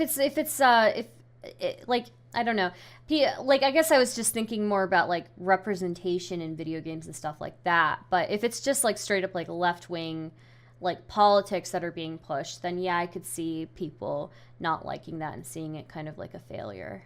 Well, so the thing is, like, gaming was kind of unique because people never had a problem with representation in it before. You know, if you go back to the 90s, you go back to the Super Nintendo, the Nintendo 64, the PlayStation 1, you could find black characters, no problem, female protagonists, you could find all of this shit. Yeah. And they had, like, real things to do, real stories. It wasn't like a Captain Marvel situation or a Rey Skywalker situation, if we're going to go down, like, the quartering route here, where you have, like, these female characters that have no arcs. They undergo no growth. They don't suffer and like overcome and get better. They're just badass from the start, and then they just win, and it's not really an interesting story. You know, you actually find female characters in video games who suffered and became heroic like male characters did. That's been in gaming since before I was born. So I just think that like this whole we need more diversity in games, it always just ringed hollow to anyone who knew, you know? No, I mean, I'm not saying that sentiment itself was correct. I'm just saying like I don't know, I see like people freaking out about there being more representation, and it seems kind of like, well, I'm not saying that we should push for it, but maybe there being more than there was prior is kind of like a natural progression of things, you know? But yeah. I think the ultimate issue is just that the games suck. Yeah. But they hide behind representation. It's like, oh, well, your game actually controls really poorly and it's not very fun to play. Yeah. Oh, but it has a black female protagonist. If you complain, you're a bigot. Yeah. It's something like that. Yeah. You know? Yeah. And you saw a lot of that too. Yeah. For sure. I could definitely see that. Like with games and stuff. Like with comics, like there've always been female protagonists in comics and in superhero comics and all of that. So yeah. And they've always been pretty complex. So it's not anything new, like you said, but yeah. This is I was watching you watch Destiny and Richard Spencer talk last night. And there was something that you just said that was kind of related to that, where it's like there's the globalization of culture and things are kind of becoming more mixed, and these ideas are spreading around more quickly. I remember, like, I think both Destiny and Richard Spencer agreed that there, like, something's been lost in the globalization, right? Yeah, individual, the individual identity, people more easily found. I think it's harder for people to kind of feel like they're individualistic nowadays because everything is so widespread. I don't know. Maybe that's just my take. Yeah, that's definitely part of it. There's also I think Destiny used the example of Nirvana, where they were just like being shitty in a garage and they were discovered and they blew up. and it was this kind of like almost like music that was anti-music because it was so Yeah. grungy, Yeah. you know. But now everything is just kind of pre-packaged and like Yeah. pre-built and pre-made, and nothing's like. The internet was a breath of fresh air because things could go viral, but even on the internet now, like a lot of things that are going viral are like just kind of pushed to go viral. It's Yeah. not organic anymore. Yeah. It's all kind of like pre-planned. And in my, I forget how I worded it. You watched the video. It was the video about being indigenous. What does it mean to be indigenous? Mhm. I made the point that there's a lot of people who are, let's say, far left. They're socialists, and they hate capitalist economics, right? Mhm. They say that it turns people into disposable workers, and everyone's just replaceable, and it doesn't actually respect the dignity of individuals. And the complaint is that it makes everything and everyone disposable, and that's like one of capitalism's greatest sins. The problem with the socialists are somewhat correct when they say that's true, but the issue is the other half of the left, which is the progressives. They want to mix cultures, have more open borders, more immigrants, and what ends up happening is that with the cultural mix, you also get the economic fungibility. They kind of come hand in hand, where like if you how do I want to put this? It's something like fuck, how did I say it? I said it so well in the video, and now that I'm live streaming, I can't say it anymore. It's basically something along the lines of like the interchangeability that socialists decry when it comes to capitalism comes hand in hand with the cultural interchangeability that naturally happens as a result of globalization and progressivism. And so, in some senses, the left causes its own problem. Mhm. And I don't think that socialists will ever want to admit that, but I think it's true. Can you repeat what you just said one more time? The line you were trying so hard to yeah. I'll try it again. Yeah, I think I've sorry. already half lost it. It's something like the interchangeability in economics that socialists decry capitalism for having. Mm-hmm. They are partially caused by the interchangeability in culture that progressives push for when they push for globalization Okay. and open borders. Yeah, I and can see the that. merging of cultures and stuff. Yeah, I agree with So- that. Yeah.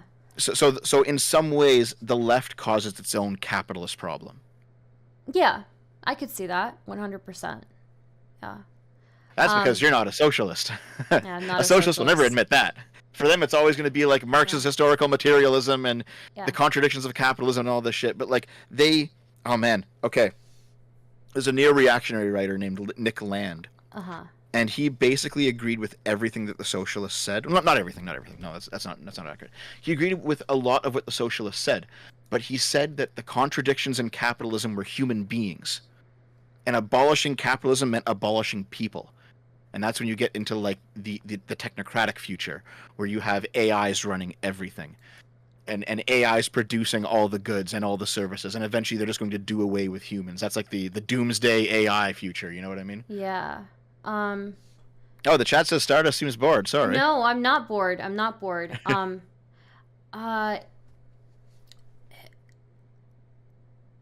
I guess I'm just trying to like, because this is a little bit above my head.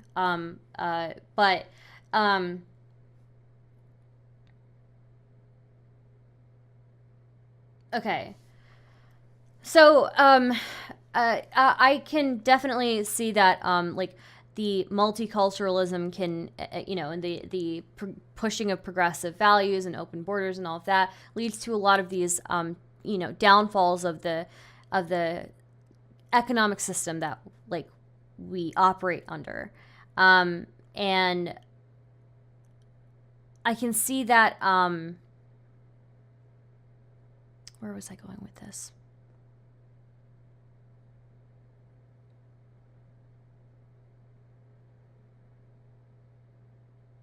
It's time to take the neo-reactionary pill, Stardust. Well, there is something like, okay, there's like a loss of individuality And I think there's a little bit of a loss of community too, right? Like, well, not just a little bit. There's a huge loss of community. So there's not just a loss of individuality. There's a loss of community, which is really strange to think about, like both of these things happening simultaneously as a result of this, increasingly multicultural society. But it makes sense. And I almost think that the fracturing of the internet is like, this is funny because this is something that like J.F. Garepi was saying that he thinks would happen, that there would be a fracturing of the internet. And not just him, other people have talked about it, like that, there are different countries with their own internets now and things like that. I said this too. Yeah. I did a video in like 2016 called The Balkanization of Technology. It was right after like that James guy put out, it was some kind of engineering document regarding how do you get more women into engineering spots in Google. He got fired for it because he spoke honestly about what the problem was. Mm-hmm. Do you remember that at all? I don't remember that, no. Really? It was a big thing. I did a video about it in like 2016, and my view was that the internet was going to balkanize, and we'd have like right-wing websites and left-wing websites. We have right-wing Twitter, left-wing Twitter. That. You'd have gaming Twitter, Yeah. Yeah, we're seeing it, yeah. Yeah, so with that being said, I think JF was saying that he could see it happening, and this is what I was trying to explain to Destiny earlier with like the Fediverse and all of that. You see these instances like kind of blocking the entirety of other instances off, and they kind of become their own insular community, and you see the same thing with like, I don't know, you see, like you said, like these subsets of Twitter, right? These subsets of Twitter communities. Someone in the chat said James Damore. That's who it was, James Damore. Mm-hmm. Yeah. So I think it's interesting that we have this like in the like IRL space, I guess is what I would call it.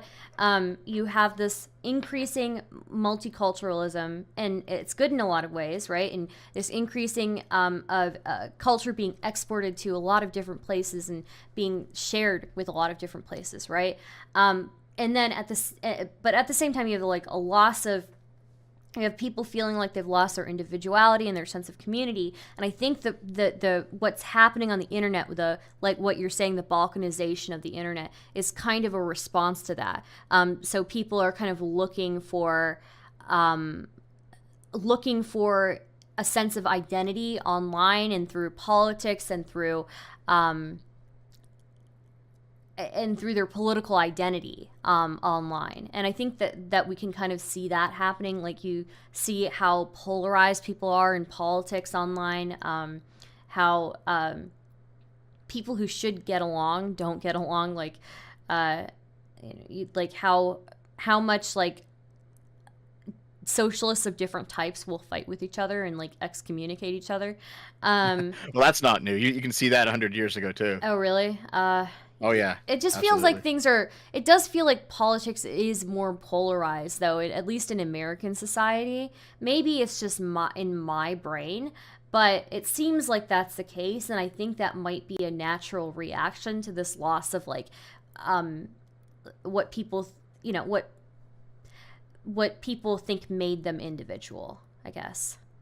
I think that's part of it, yeah. Yeah. I mean, Richard Spencer said something that I think is probably correct in that video you were watching yesterday, and it's that America was always an empire; it wasn't a nation state, right? That's why you have states and not provinces, because you have 50 states, 50 different types of people who are all kind of different, and you're all united under one federal government. You're from India, so you definitely know this too. Like the Indian government is a federal one because you have all these different types of people under one government. Yeah. Canada's kind of the same. Like we have provinces in Canada, so it's not quite the same. But like, there's definitely a difference between people on the East Coast and the Central Canada and the West Coast, Ontario. You have the French people in Quebec, like different kinds of people here. Meanwhile, you look at Europe, and in France, there's French people, right? It's a nation state. In Japan, there's Japanese people. It's a nation, a state for a nation. That's not how it is in the West. So I think that basically because there's so many different types of people, and we no longer have like an identity because having one is racist now, because they're going to call you white supremacist if you have any kind of identity. Mm-hmm. Even if it's not a white one, you could be like, oh, I'm proud to be American. Oh, well, that's being racist. It's like, well, is it? No, it's not. But some progressives say that it is. I think like once you strip away any sort of possible ethnic identity, whether it's like a civic nationalist identity or an ethnic nationalist identity, some sort of identity that revolves around your polity, once you strip that away, you're left with political groups, ideologies, you're left with, sports teams, you're left with being a gamer or not, you're left with all sorts of other things that can be destructive, right? Yeah. And I think Richard Spencer was right when he just talked about, he was saying stuff about how like there's oh man, have you watched any Kraut videos yet? I love Kraut. Yeah. His video. Have you seen his video? It's an hour and a half long. His video on realism. No, I haven't seen it. That is one of the best ones he has made. You've got to watch it. It's great. But he spends some time talking about the crisis of modernity.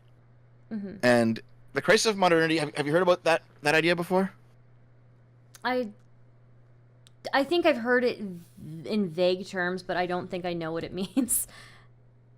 It's basically the idea that we have reached the limit of Enlightenment thinking. The Enlightenment came about because we realized, oh, we can use rationality to figure out the world. We're going to use science, the scientific method. We're going to use history. We're going to use languages. We're going to use all of the. We're not going to be like emotional anymore. We're not going to be basing things on honor anymore or on like family tribal structures. We're going to be rationalistic about society, right? And Hegel, being a product of the Enlightenment, he basically predicted fascism like over 100 years before it came about, because he said that the ultimate rationalistic project would be the state as God on Earth. Mm-hmm. Since if you're going to construct everything rationalistically, you're going to plan everything out, it's going to require the ultimate state, and the fascists fully embraced that. So fascism is kind of seen as like the natural end of Enlightenment thinking. This is, by the way, the main reason that that reactionaries view fascism as left-wing, because they will say that liberalism, socialism, and fascism are all products of the Enlightenment, mm-hmm. and so they're on the left, and their thinking is pre-Enlightenment. It's feudalism, it's monarchy, it's from before the Enlightenment. So fascism is left-wing to them. But basically, we actually have reached the limits of rationalistic thinking, because we've discovered what's it called? Hold on, let me just real quick. On that point, though. Okay, I've got it. Gödel's incompleteness theorems. There are basically two things. Veritasium did a great video called "The Hole at the Bottom of Math." Mm-hmm. The idea is basically that there are two things that we know to be true, but we can't prove them. It is impossible for human logic to prove them. And we don't know why, but they are true and they're unprovable. And they're like a core component deep down in the most complicated parts of mathematics. We just can't prove them true, but we know that they're true. Mm-hmm. So it's like, well, what do you do with that? We've learned similar things about science regarding like we can't truly know the position of an electron, right? We know it's there, but we don't know which way it's spinning. We don't know which way it's rotating. We don't there are just some things that we cannot know. There's a hard limit on what we can rationalistically figure out using human senses and using all of our skills and all of our abilities. Mm-hmm. And this is basically you can read a lot of people who are anti-liberal, like a lot of the fascist writers, a lot of the socialist writers, a lot of these political theorists, and they all independently come to the same conclusion, and that conclusion ultimately is that ideology doesn't matter at all. It's all just like a post hoc justification for uses of power. So liberals, socialists, and fascists will all do the same thing given the exact same historical material conditions, and they just use their ideologies to disguise to legitimize their use of power. And I don't believe that, by the way, but that's how these people view it. Mm-hmm. And they get to this point of view because it's a crisis. It's like a crisis of meaning, basically. There's nothing underneath any of it. It sounds very nihilistic, but there's no foundation to any of our beliefs, and so the bottom has fallen out. There's no God. God won't catch us because now we God is dead. Nietzsche said God is dead. So there's nothing, and it's like, well, what do we do? Oh, lots of people say it's all just power.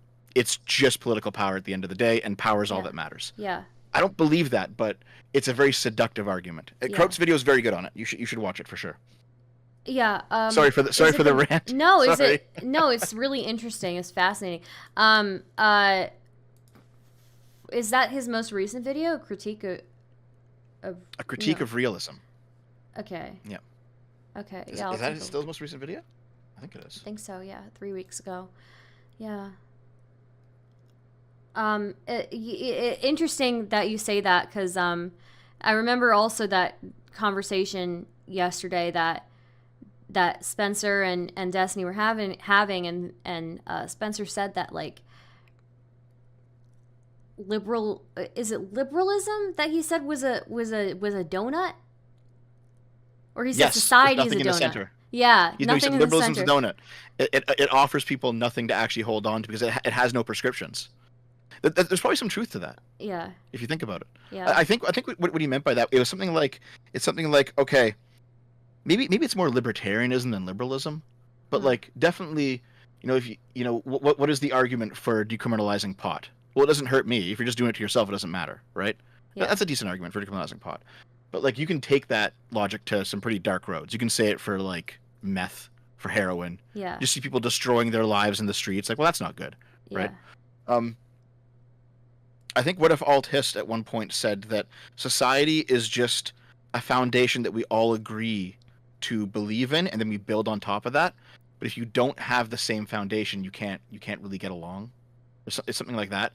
It's like, well, we've agreed on this logic, and we're going to guide ourselves by this logic. These are going to be our core rules, and then from there we can have, as long as we're all playing the same game, we can play the game, and maybe I win sometimes, maybe you win sometimes. But we're all playing the same game. If you're outside the game and you're trying to destroy the game, it's a different type of politics altogether. Yeah. You know what I mean? So I think that's what he was getting at. Is something like, I know Sargon wrote the article, "The Acid of Liberalism," where basically because liberalism has no prescriptions and and the progressives kind of morph all culture into like this unified gray sludge where no one's offended and nothing's really distinct anymore. I've heard the gray sludge from Spencer before, actually. Yeah, go ahead. Lots of people have said that. Yeah. It's just this idea that because if you talk to a liberal, they'll say, well, freedom is our virtue, and it's like, well, that's a pretty good virtue if you're oppressed. Yeah. But what virtues are there if you're not oppressed? If you don't need you don't need freedom anymore. You live in a free society. What do you do now? Liberals don't seem to have an answer for that. They don't have like a positive vision they can put forward of the world. Well, it's like, well, you should do this.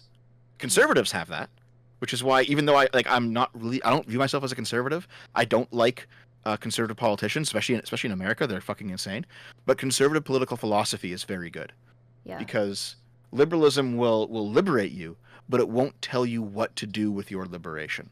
Conservatives will, though. Conservatives will say, okay, well, maybe you should, get married and have kids and, work a decent job, provide for yourself, build something of value to you and those around you. Like, those are all conservative prescriptions, right?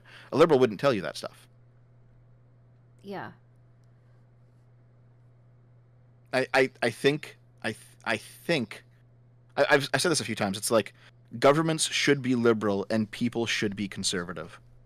I think it's something like that. I was talking to Dylan Burns, and he took offense at how I worded it, but he ultimately agreed with me. I said, if you're talking to a young gay man who doesn't know what to do with his life, would you tell him to get married to a partner and adopt some kids and be responsible and have a family and be a pillar of your community, or would you go to the piss guzzling orgies and spread disease around? What's better for you? You can do both of them. You're free, but what's better for you? Like, clearly the first option is better than the second, right? Yeah. So I think you need like a dose of conservatism to go along with your liberalism, just to give you direction in life. Yeah, I can agree with that. Yeah, some of these ideas are definitely like above my head. But they're definitely very interesting. Kraut's video, man. You'll I don't know if you want to watch it on stream or anything, but it's a really good video to watch. Okay, I'll take a look at it. He does it better than me, that's for sure. Yeah. Interesting. Yeah. Somebody in your chat is like, anyone want to write an article in Mr. Girl, Lav, and Shaylin with me? You know, I'm not in the Destiny Orbiter sphere. I don't completely know what's going on. What's the latest on Mr. Girl and Lav and Shaylin? We had the call where I yelled at Shaylin. She came in screaming, and so I just like snapped and I started yelling at her and calling her a cunt. Oh fuck, that's right. Yeah. Yeah. He told her to go be a sex doll. Yeah.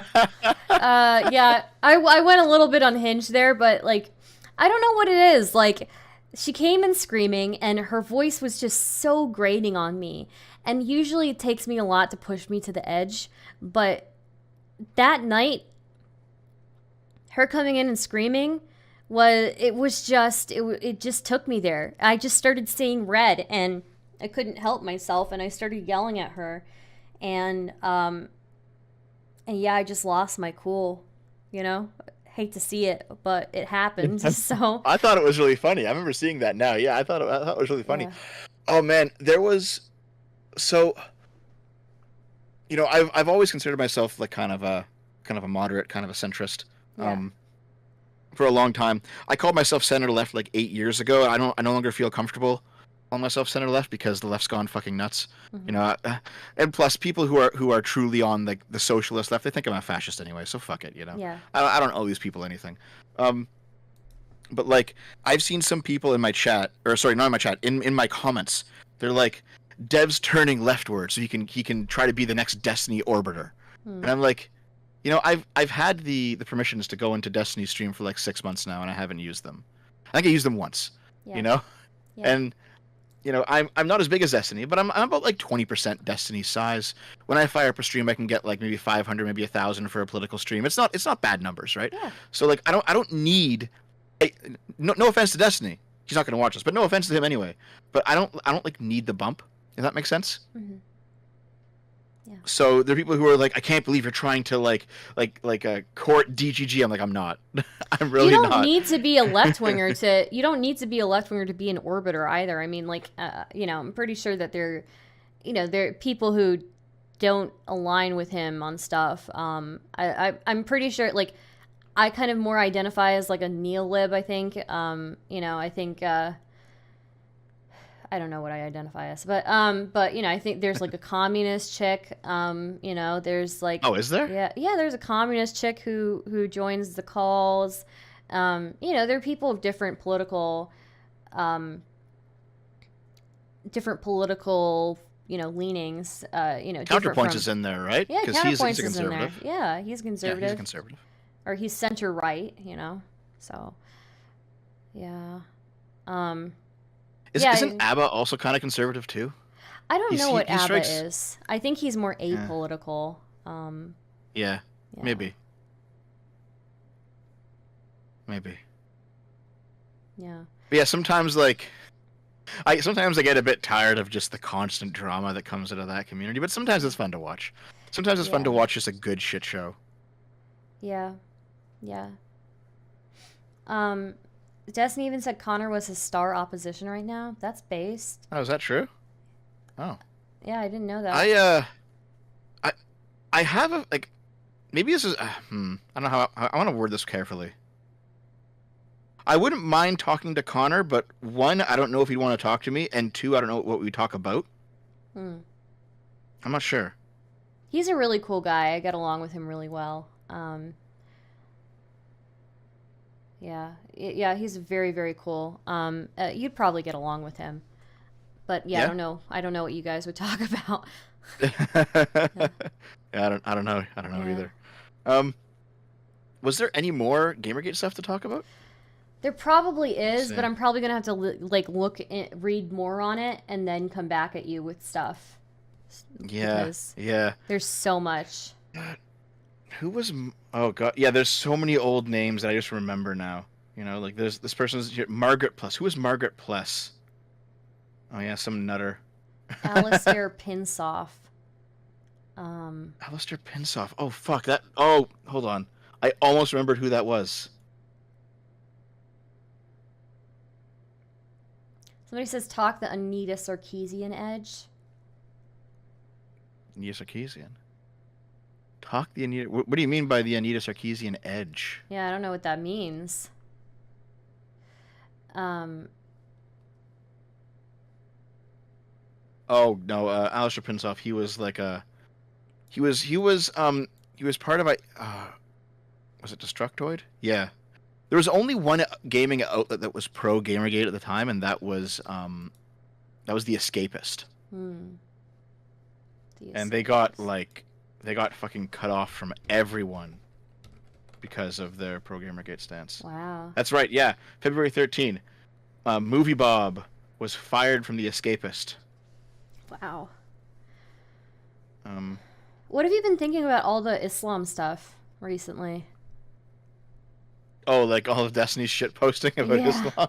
Yeah. I mean, it's funny, right? But I mean, I remember like duking it out with Muslims 10 years ago, and it was the same stuff, like death threats constantly. Yeah. Just, claims of being Islamophobic. Yeah, when I first came onto the internet, the first people I ended up interacting and arguing with were like fundy Muslims. Half of them were fundy Muslims, and half of them were like super far right people. And they kind of interacted with each other a lot, and they hated each other, even though most of the views that they had were very similar. So, yeah. Well, man, I remember 10 years ago, conservatives would not like the comparison with Sharia law, presumably because of, the war on terror. Mm-hmm. And now they're like, oh, it's pretty based, actually. Yeah. It's like, yeah, guys. Yeah. The Ethan Ralph got started in Gamergate, too. Yeah, he did. Did you know that? I did know that, yeah. He wrote... Okay. He wrote some articles, right, on it? That's how he got started? Yep. Oh. Yep. He and I were friends at one point, way back in the day. Yeah, him and I are still cool, kind of, but, I'm trying to stay away from that sphere, so. Didn't he, get your channel blasted off the internet? I don't know if it was him specifically, but it was definitely, one of his super fans that had it happen, so. Man, there are old logs of Ralph participating in getting channels taken down during Gamergate. So, I would not be surprised. He's always done this shit. He's always done this shit. Yeah. I mean, I still think he's an interesting guy. But for sure. Yeah, he's really funny. He's always got something going on. He's very funny. He's a great entertainer. He's an excellent entertainer. Say what you will about him, but he knows how to entertain an audience. To the point where even his hate watchers are tuning in because they're entertained by the guy. I mean, yeah. Yeah, here's the thing though. He got Sargon banned off Patreon. He helped get Kraut banned off the internet for a while. He's fucked over he's rather apolitical when it comes to who he fucks over. He fucks over everyone all the time. Yeah. If he can do it, he will. So, yeah. I'm actually just gonna see real quick. Where does this timeline end? The timeline ends... Oh, 2022, that's right. David DePape attacks Paul Pelosi with a hammer. He describes himself as radicalized by Gamergate. Jesus. Yeah, wow. Fucking hell, man. Yeah, I see 2021, January. Brandon Wu states in the aftermath of 2021 United States Capitol attack that everything I tried to get the FBI to act on in the aftermath of Gamergate has now come true. We told people that if social media companies like Facebook and Reddit did not tighten their policies about these communities of organized hate, that we were going to see violent insurrection in the United States. We told people that these communities were organizing online for violence and extremism. That, unfortunately, has proven to be true. Interesting. Yep. Tech Raptor describes Gamergate as an insane alt-right hate group. I don't know if that's it seems like Gamergate had so many moving parts. It's not accurate to call it a group of any type. I don't know. Yeah. There was definitely people from all across the political spectrum. that were engaged in it. There were definitely some harassers. There were definitely some people who were just looking to make a name for themselves. Yeah. There were people. There were right-leaning people who just wanted to fuck with the feminists. There were left-leaning people who saw this as a stab in the back from progressives who should have had their back, but those progressives ended up being corrupt. So, like, it was all sorts of things all at once. Yeah. Wow. Who is this editor of Tech? Yeah, TechRaptor was very pro Gamergate back in the day, and they've always been like pretty chill. I wonder if they had a new editor, that like, or like if they just changed their views. Oh, it says here, TechRaptor announces a complete removal of all Gamergate articles, citing that they violated journalistic ethic of do no harm by writing the articles in the first place. Wow, what the fuck? Yeah, I'm not sure that's a journalistic ethics thing. Articles do harm all the time. It just depends. Yeah. And it's gonna sound strange. It's gonna sound strange, but like, harm sometimes isn't the most important thing, you know? Yeah. Yeah, maybe TechRaptor just got in because like, I remember talking to the editor of TechRaptor back then, and he was a really chill person. I mean, you know, editors change out all the time, right? Like people who run sites. So who knows? Maybe they're just going in a new direction. That's their business, I guess. There was something on my mind, but I can't remember what it was. Oh yeah, that's right. I did a video on this. Fucking Mercedes Carrera ended up sexually abusing her daughter. Fuck. Yikes. Oh, that's so disgusting. Do you know who Mercedes Carrera is? I don't know who that is, but it's so disgusting. Okay. She's a porn star who got in on the whole Gamergate thing. Uh-huh. And she was talking about it back in 2014. And basically it came out in 2019 that she had been molesting her daughter. Ew, that is so gross. Yeah, she's still behind bars. She probably will be for a very long time. Yeah, I hope she's there for life. Something, like, I must admit, I have watched her porn, so something changed between 2014 and 2019. Like, she was clearly beginning to use drugs or something, because something changed radically in how she looked, and it wasn't just aging. You know, she always kind of had like that Latina MILF thing going on because she's tall, she's very wide hipped, so she had like a niche in porn. And in 2014, she was really like making money off that niche for sure. But by 2019, like something had radically changed about like the way her face looked, the way her body looked. Like she was using drugs or something, and because drugs don't make you. Don't make you a pedo. I know drugs don't make you a pedo. I know that, chat. But, like, she had gone down some kind of rabbit hole, for sure. Yeah. Oh, man, I'm trying to remember what it was that I was going to bring up, but I can't remember. I mean, I can always bring it up at another time, I guess. But was it about harm not being the most important thing sometimes? No, it was something before that, I think. Oh, okay. Yeah. But that's okay. Thank you for doing this with me. It was super informative. Yeah, no problem. Are you coming to the end of it? I actually was scrolling in reverse, but yeah, I saw the end of it. No, I meant, are you coming to the end of our talk? I think maybe. Yeah. Yeah, because I think I'm at the end. It's nearly 10 o'clock for me, so I probably have to. I think we've talked as much as we can in one sitting about Gamergate, you know. But I learned a lot for sure. So I really appreciate you coming on and telling me everything that you know about it. So, oh yeah, no problem. Of course. And I'll definitely have to check out your videos on it too. Oh God, they're so old, man. Yeah, but they're good to know. 2014. It's so bad. Nah, I'm sure it's fine. It's good to know like the context and kind of get into that space and get into that you know, like what the internet was like back then, you know, if you're really trying to get into like understand it. So I definitely want to do that. Pretending that you're in 2014 again. Yeah, you know? Pretty much. Yeah. Like, yeah. Yeah. Were you online back in 2014? 2014.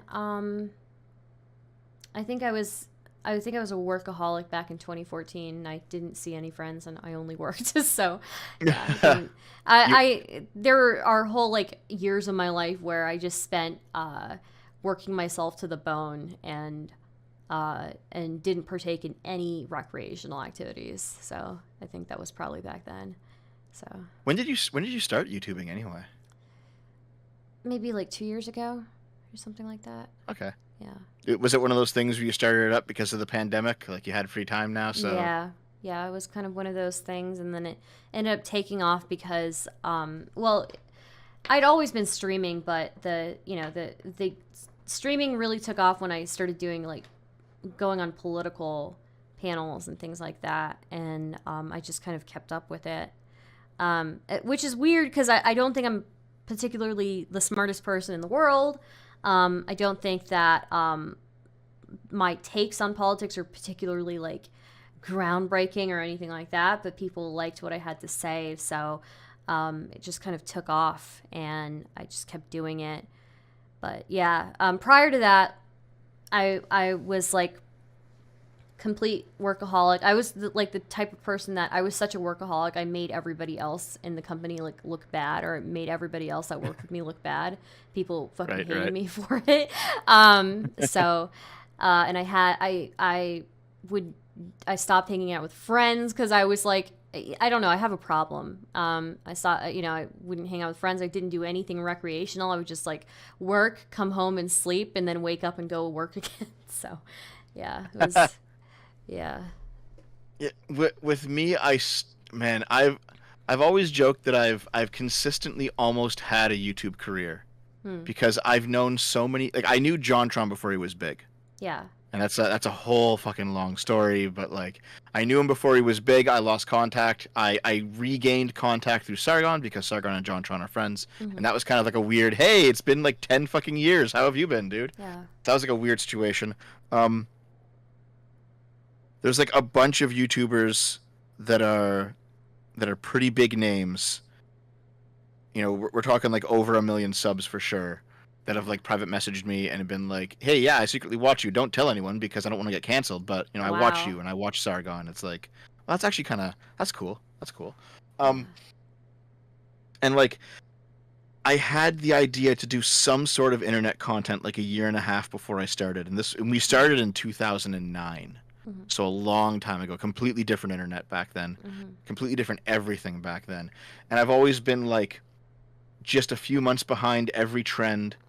I've always like known people before they got big and then lost contact, and it was like it was hard to reconnect with them. I lost contact with Sargon for a while. I re-became his friend in like 2017 or something. Yeah. You know, I knew Shoe on Head back in the day.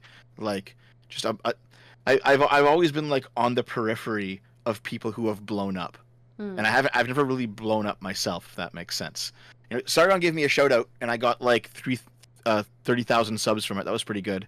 Wow. I got another 30,000 from Gamergate. That was pretty good. Yeah. But for the most part, it's just been like a long, slow grind. Yeah.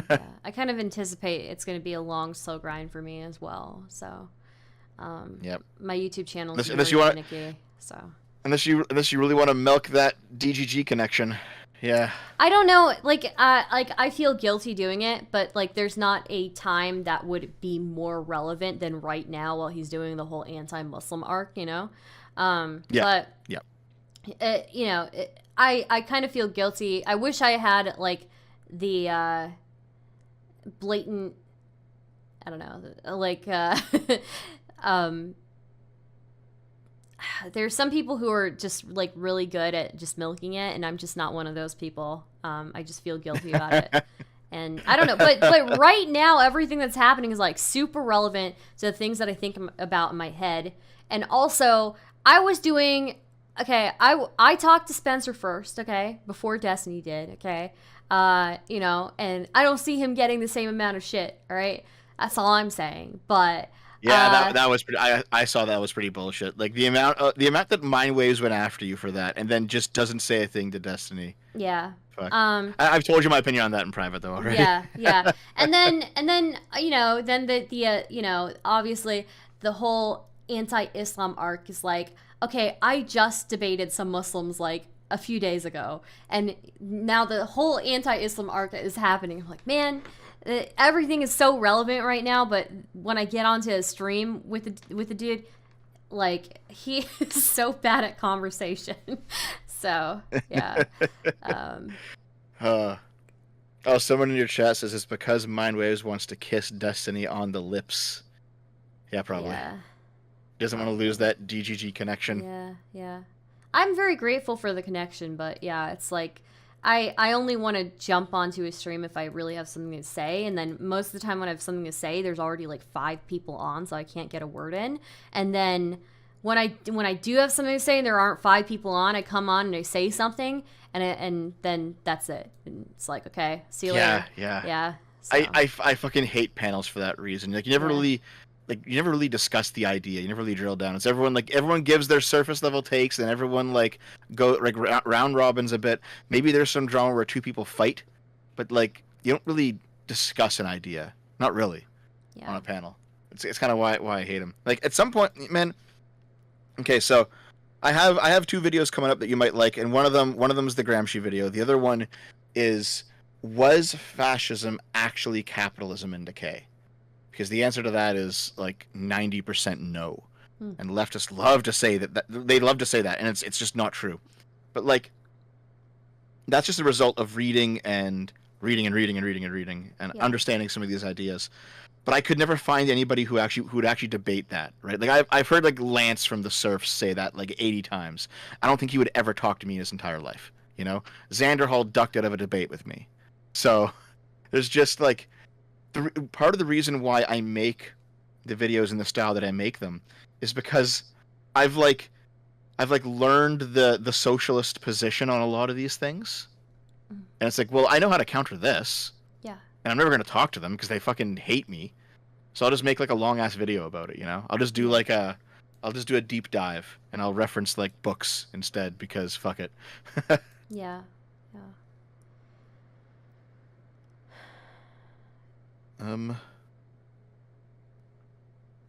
I think we've like milked this as much as we can.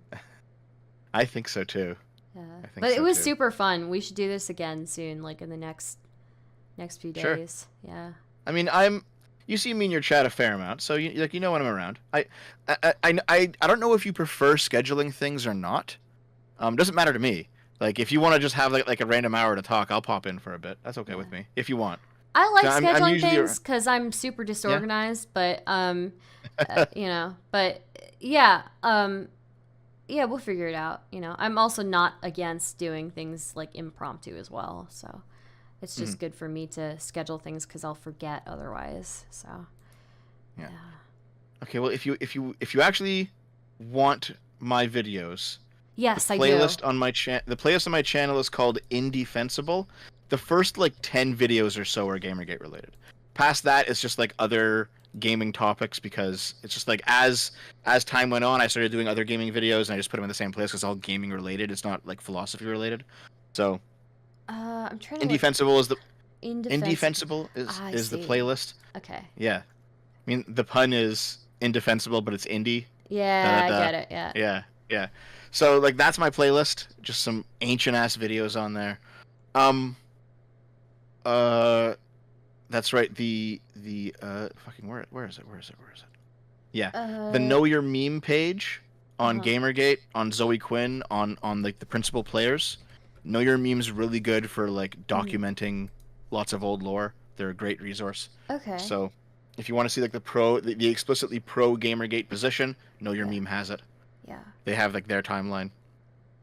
And I guess otherwise, like, try to dig up old internet aristocrat Gamergate videos. They're going to be on like a Jim archive channel somewhere, you know. I don't think I can watch Jim. I don't think I can watch Jim on like on stream. I think it might be he uses a lot of slurs, doesn't he? At least his recent stuff, I know that he uses a lot of slurs, so yeah. I think he did back then too, yeah. But good resource. Yeah. And yeah, I guess unrelated to Gamergate, you know, Croat's realism video, gotta watch that. It's great. Yeah. And I think I recommended to you last time, What If Alt Hist? He does great videos in the same style of Kraut. What if alt hist? Okay. Yeah, he's also a conservative, but Yeah. he's not biased. Yeah. Also, he dumpstered Vosh in a debate. It was fucking hilarious. Ooh. Okay. Yeah, I'll take a look at this. Yeah. There was Dusty reacted to it where basically Vosh said, "Well, can you describe Simone de Beauvoir, her writing?" He's like, "Oh yeah, of course." He starts launching into it, and Vosh was like, "Oh shut up!" Like Yeah. it was fucking. Do you remember seeing that? I don't remember seeing that. That's so funny though. It was like basically Vosh was trying to like out intellect him, and he knew exactly what the writing was. Yeah. And Vosh just like chose a random name, and it did not fucking play out well for him. Oh my God, that sounds so similar to somebody we know. I wonder where President Sunday got his mannerisms from. Oh fuck! What if Altist? He has his problems, but he's a good center right resource when it comes to like history and philosophy. Okay. Just remember his bias, but he's still pretty good. Yeah. I think I'm gonna have to do more reading on like some of these like social issues because I clearly don't have the vocabulary to vocalize what I'm observing half the time. I feel, but yeah. I kind of feel that way sometimes too. Yeah. That way. You're way better than I am. You've done. You think so? Yeah, I think so. You've done all the reading. But I stutter and stumble over everything, and I can talk on a script decently, but I can't do streams. It seems sometimes I'm always just like stuttering and like, what do I mean? Oh fuck. Yeah, I think you're really great. I for me, it's like I don't even have the vocabulary to even like when I'm talking about these things feel like they're kind of theoretical or something, or they feel like they're kind of abstract, and I just don't have the vocabulary to accurately explain them fully. Like when we were talking about like, individualism versus like, this multiculturalist like world, and things like that. Like, I don't know, these feel like things that I struggle for words with when I'm trying to describe them, but I don't know. Maybe I just don't have enough like words in my vocabulary or something. So I can sympathize. I feel that way about myself a lot too. Yeah. Okay, I think that's about it though. So yeah, if you want to talk again, we can talk again. I'm usually around. It's not hard to get a hold of me. Yeah, let me do some more diving into the Gamergate stuff, and then I'll hit you up about like talking again. Sure. Yeah. Sure. And maybe we can go through like that.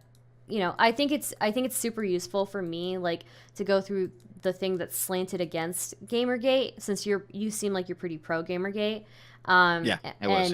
Yeah, and then maybe I can do the same thing with like somebody who is anti Gamergate and like go through something that's pro Gamergate timeline with somebody who's anti Gamergate. That would be kind of cool. I mean, you could probably maybe Brianna Wu would do it with you. I don't know.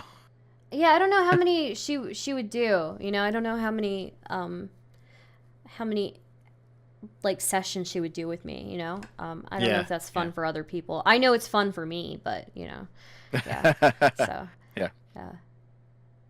But yeah, I'll be around. It's not hard to figure out where I am. So cool. Yeah. I'll see you next time. Okay. See you next time. Thanks for joining, Dev. Have a great night. No problem. Yeah. See ya. Bye.